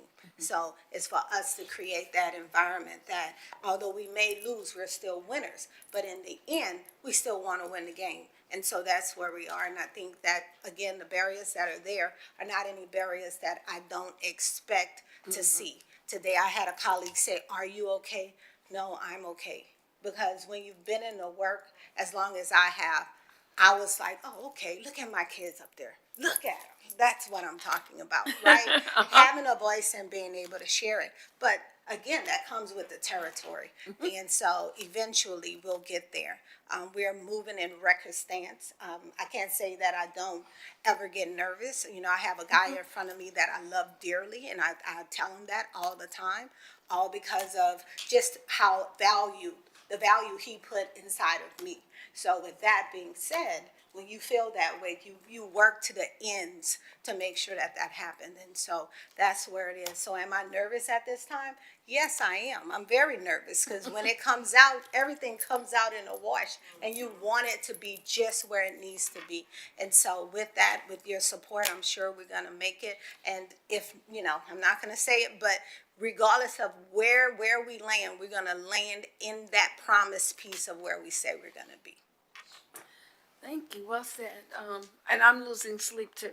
Oh, my goodness. And I'm nervous. I think we're all there, so you're not in it alone. Yes. And we're here to support you, and I want you to walk away feeling that. Yeah, I'm glad to hear that. Sometimes you do think that you're on an island, you know, similar to You're this not on little the island. centerpiece. But thank you for sharing that. I appreciate it. So Trustee Correa and then Trustee Adams. So, as I was looking at this acronym sheet, thank you very much. And I'm looking at the jargon, you know, and it brought me back to that article, I think it was the Houston Chronicle. And there was a student in there that was complaining about not being able to sleep, I think is what he had said. He said, "I can't sleep in my class anymore." Which we don't want you to do that. That was in the paper. But as we're talking about all of this, what I started thinking about was how much of the changes, the plan, the optimization, how much of this have we explained to our students? Because you have to get the students to buy into it because they're the ones, they're the end result, right? And so how much of this process has been explained to our kids, even to our itty bitties, you know, tips, tap, SF, SAF, soft, whatever, you know. So that's my question is how much have we engaged the kids in this process? Because it's a big change that we're going through and they need to understand, you know, the adults in the room are throwing around a bunch of jargon and all they know is they've got new tests and new rules and new, you know, all these changes, but how much are we actually talking to the kids so that we can get their buy-in? And maybe that's some of the behavior issues. I know as I visit the Caney, you hear it on the announcements when the kids are doing the announcements. They don't say it in our terms, but they talk about Wildcat Nation is going to be an A by name. They say little different things. We need you in the classroom to do your best. And so they're talking to them in that manner, as well as I have witnessed Dr. Smith, as well as Ms. Atley, who's in the audience, who talk to her students about the success and what they need to do. And if you ever get a chance, I know we had a strong foundation walk with the TEA specialist, and they had one of the teachers, I don't want to say his name too much, but he did a phenomenal job. And she was like, I need this algebra teacher to be duplicated everywhere. And so we're seeing the success, and we're seeing that our students have the confidence. They were raising up their whiteboards. They were showing their answers. Whether it was wrong or right, the teacher was like, it's okay to be wrong. And so just giving them that opportunities in that space to express themselves, whether it's right or wrong. So we're seeing that success. And so they're knowing that where we are, they know who we are, but it doesn't define who they are. And so I think that's the biggest thing that we continue. I've witnessed it on Burchett campuses. I've witnessed it in my colleagues' campuses. So we're doing the work, and we're talking the talk, and then we're speaking it in their language.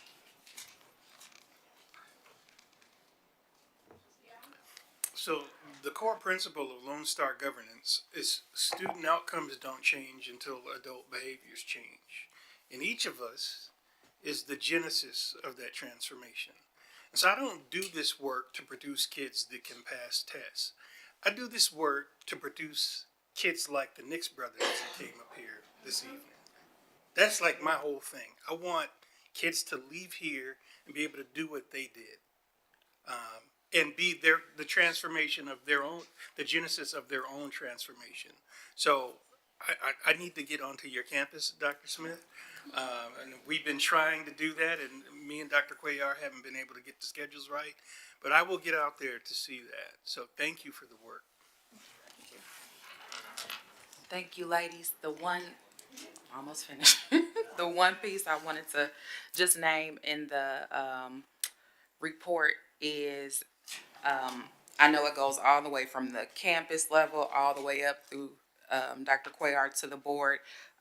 Just asking that we get a quarterly report on the TIP and the TAC campuses, whether it's similar to Trustee Correa, how you talked about making sure things are happening with fidelity, whatever it looks like is appropriate at the board level, patterns, needs, pivots that are happening, whatever you see fit, but just so that we have a full picture of what's happening throughout the course of the school year. Okay. Tier 3 dashboard, perfect, thank you. And you're definitely in the plans. Dr. Cuellar has already charged us to give you quarterly updates and reports. And thank you to all of the principals. And yeah, no, go ahead.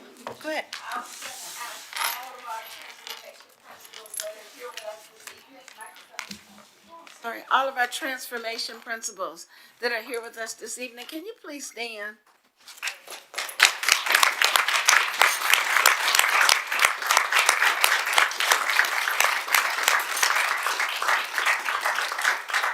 It's 10 o'clock at night and you guys gotta be on your campuses in the morning. And there's heavy work happening right now at your campuses, and we recognize that. We appreciate you and we value you. And we want you to know that our ears are open. You know, if you need to, for us to know or be aware of anything that's going on, please make sure that we're addressing it. That we aren't, a year or 2 years from now saying, wish we had done this or we should have done that. Let's be the team that we are. Let's work collaboratively together, and let's do what's best for our kids so we can have a lot of the Nixes like we just saw, because that's why we're all in this work, right? Trustee Correa, you were about to steal my theme, but what else did you want to? No, that was it. I just wanted to, we're focusing on a couple of the schools here, but I just want to make sure that everybody is feeling valued and appreciated, because this is an entire team effort. So thank you, everyone. Thank you. All right, thank you.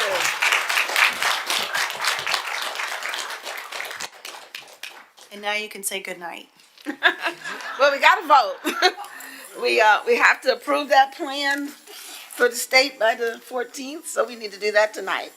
Our next item is the public hearing for the 25-26 Spring ISD targeted improvement and turnaround plans. And so, Ms. Kinnemer, do we have anyone signed up to speak for the public hearing? We did not this evening. Thank you. So with that, I'll go ahead and call for the vote. Madam President, I move that the Board of Trustees approve the 2025-2026 Spring ISD Targeted Improvement Plans and Turnaround Plans as presented by the administration. Second. There's a motion on the floor made by Trustee Newhouse and seconded by Trustee Adams. Is there any additional discussion? Hearing none, I'll go ahead and call for the vote. All those in favor, please raise your right hand. That motion carries unanimously. So, for our next item, I'd like to recognize my colleague, Dr. Rhonda Newhouse. I'm sorry, Miss Rhonda Newhouse.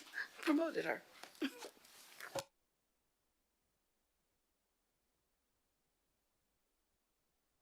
Thank you, Madam President. I'm trying to get my presentation up there. Here we go. As we continue to work on our Lone Star Governance Normalized Growth Plan, I am happy this evening to share and provide with you a sample of normalized growth using our wonderful Smart Start Early Learning Program. What we saw just then depends on the early learning starting. And I'm happy to report that we have a Smart Start Early Learning Program in our district, which is designed to help families prepare their preschoolers for school success. It provides home visits, interactive learning groups, family engagement activities, all aimed at building strong foundation in literacy, math, and social emotional development. Our early learning program. This program, the children who graduate from the program enter our schools and take the Circle Assessment in pre-K. On the screen is data from the beginning of the year August assessment in 2024 and 2025. We focus on rapid vocabulary and early writing. So as you can see, rapid vocabulary in 2024, we had 10 students and they scored at 53% in rapid vocabulary. Early writing, we had 9 that we tested and 56%. In 2025, at the beginning of the year, we tested rapid vocabulary 9 and our score was 60%. Early writing, we had 12 students and we scored 80% there. So as you can see, we did have an increase in our scores. So the percentage of graduated Smart Start scholars who scored on the Circle Assessment are on track and will increase from 53% in August of 2024 to 64% in August of 2026. Now, achieving this goal, we expect 10% growth by scholars and home instructors. This group is actually scoring more than 10%. Based on the scores that you saw, this is our normalized growth plan. So, achieving the scores, expect 10% rapid growth in scholars, 53% in 2024, 57.7% in 2025, and up to 64% in 2026. So you say, how did we come up with that? So I want to remind you of our normalized growth formula. We target for the current year 100% minus prior year performance times 10% plus prior year performance. So as a reminder of this helps us set realistic, yearly targeted goals based on past performing, ensuring consistent sustainability improvement. And that is happening with our Smart Start students. For our rapid vocabulary, normalized growth formula, I just gave you the formula, so I'll put the numbers in for you to see.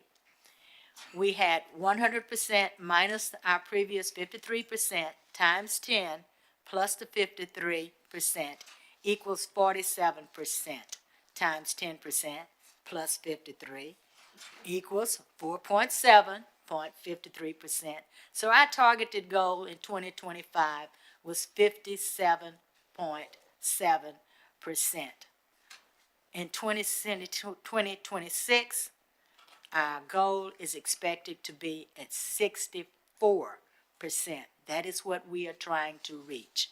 I put in the present goal of 60% that we have now. So that's how I increased our goal in 2026 to 64%. So this normalized growth for us is showing that our students are have earned 60% more exceeding their goal of 57%, and the others 64% preceding their goals of 57%. Early writing student outcome goals. Taking a look at their scores, the percentage of graduated Smart Start scholars whose scores on the Circle assessments are on track and will increase from 56% in August 2024 to 82% in August 2026. By achieving this goal, we expect 10% target growth by scholars and home instructors. So we have 56% in 2024, 60.4% in 2025, which we just saw, and 82% is our expected goal in 2026.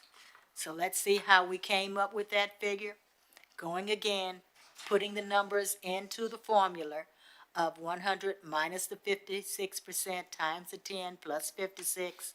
Going on down, you see how we get our targeted score of 60.4 for 2025.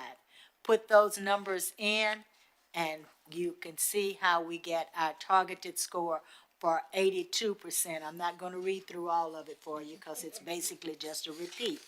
But in essence of time, this is showing you how we're getting our normalized growth for 2026 in early writing.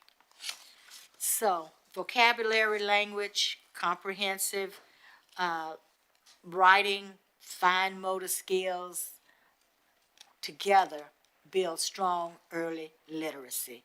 The stronger these early foundation skills are, the more confident our children will enter the pre-K and master high-level literacy tasks.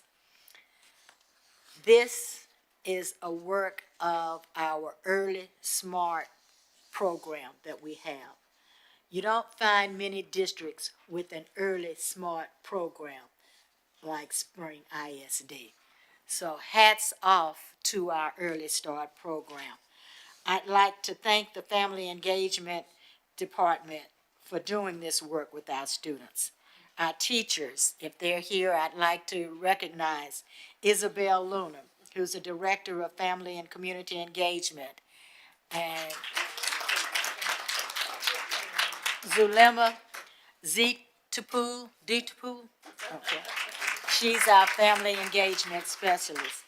These ladies work hard in this program, and of course, our CTE Director, Trinita Carroll, if she is here, they make the Family Start program a success, that team. So thank you so very much, ladies. It's easy to show that we are moving in the right direction early with our normalized 10% growth, starting with the early learning program. Thank you. Great job, Trustee Newhouse, and great job to our Family and Community Engagement team. And I believe our Early Smart Start program, they start going in at, is it 18 months? 18 months when they start working with our kids. And as you know, literacy is a crisis in our country. And if we can start those early starters getting their literacy and their vocabulary and the things that they need, we build that foundation, we can turn this ship around. And so this program is very important and vital, I believe, to the success of our scholars. And so great work, everyone. And thank you, Trustee Newhouse, for your normalized growth update. Good job.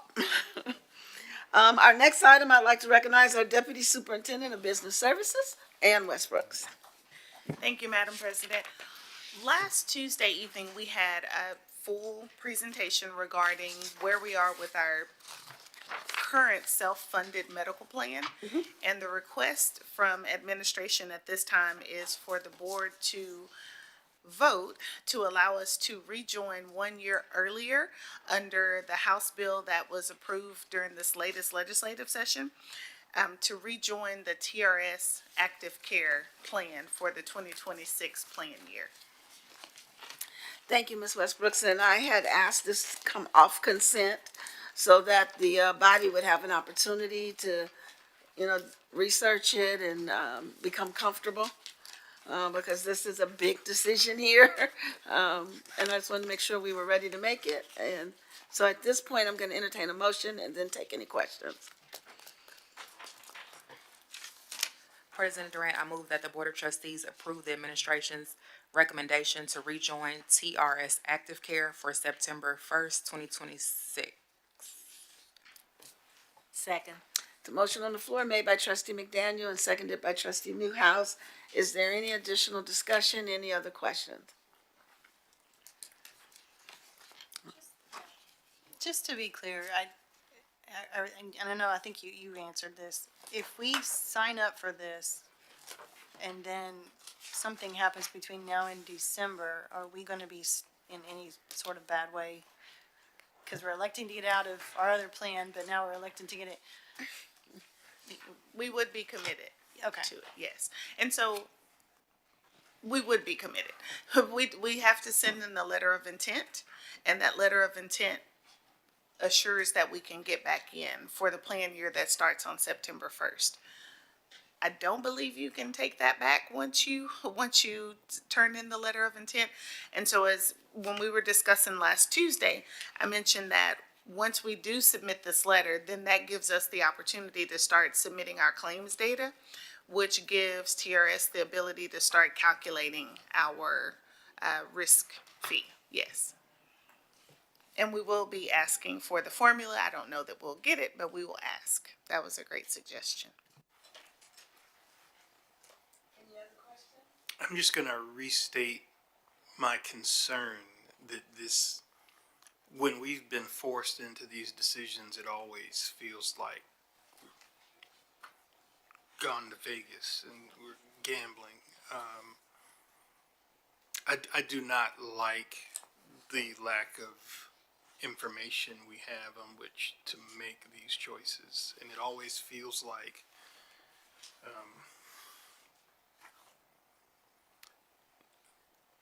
the state is playing sort of hide the ball from us. And after we make this decision, a bunch of decisions will be made at a higher level that have implications for this choice. I don't like that we have to make the choices blind like this, and I just wanted to state that for the record.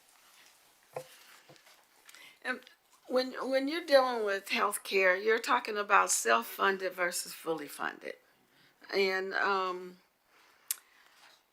when we're self-funded, we carry the bulk of the risk, which is where we've kind of got caught holding the bag. As opposed to being in a plan that's fully funded, that's statewide, that carries most of the risk for us. And that's really what we're looking at. Who's going to carry the biggest portion of the risk? And I think historically we've seen our legislators pass one bill and then bail them out and then pass another bill. But that's something that we can't really control. I feel it's a smarter move for us to go into a fully funded plan instead of taking on that big risk ourselves. That makes sense? All right, any other questions? And I'll go ahead and call for the vote. All those in favor, please raise your right hand. Those opposed? Any abstentions? That motion carries 6-4 and 1 abstention. Thank you. All righty, I believe that is our last item. At this time, we will close and recess this open session and convene in a closed meeting in accordance with Texas Open Meetings Act, section. I missed the consent agenda, y'all. Can y'all hold on a minute? Thank you, VP, to my right. We need to approve tonight's consent agenda. Can I get a motion?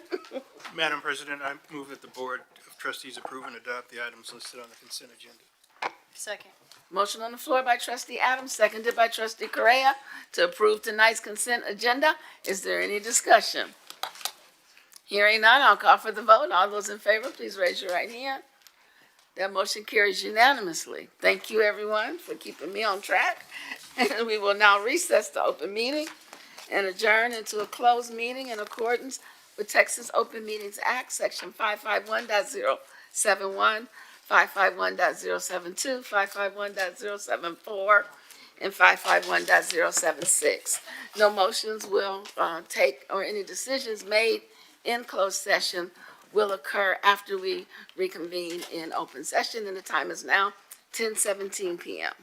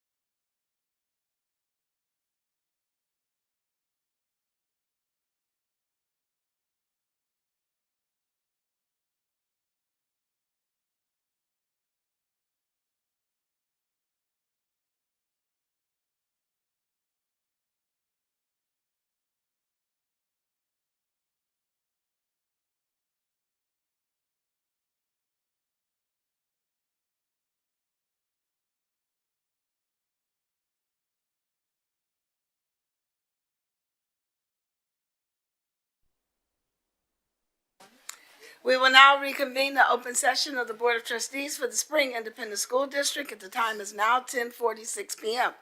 Are there any motions? Hearing none, I'll entertain a motion to adjourn. Madam President, I move we adjourn this evening's meeting. Second. Motion on the floor made by trustee Adams and seconded by trustee McDaniel to adjourn tonight's meeting. Is there any discussion? Hearing none, I'll call for the vote. All those in favor, please raise your right hand. That motion carries unanimously, and we adjourn tonight's meeting at 10:46 p.m. Thank you, everybody.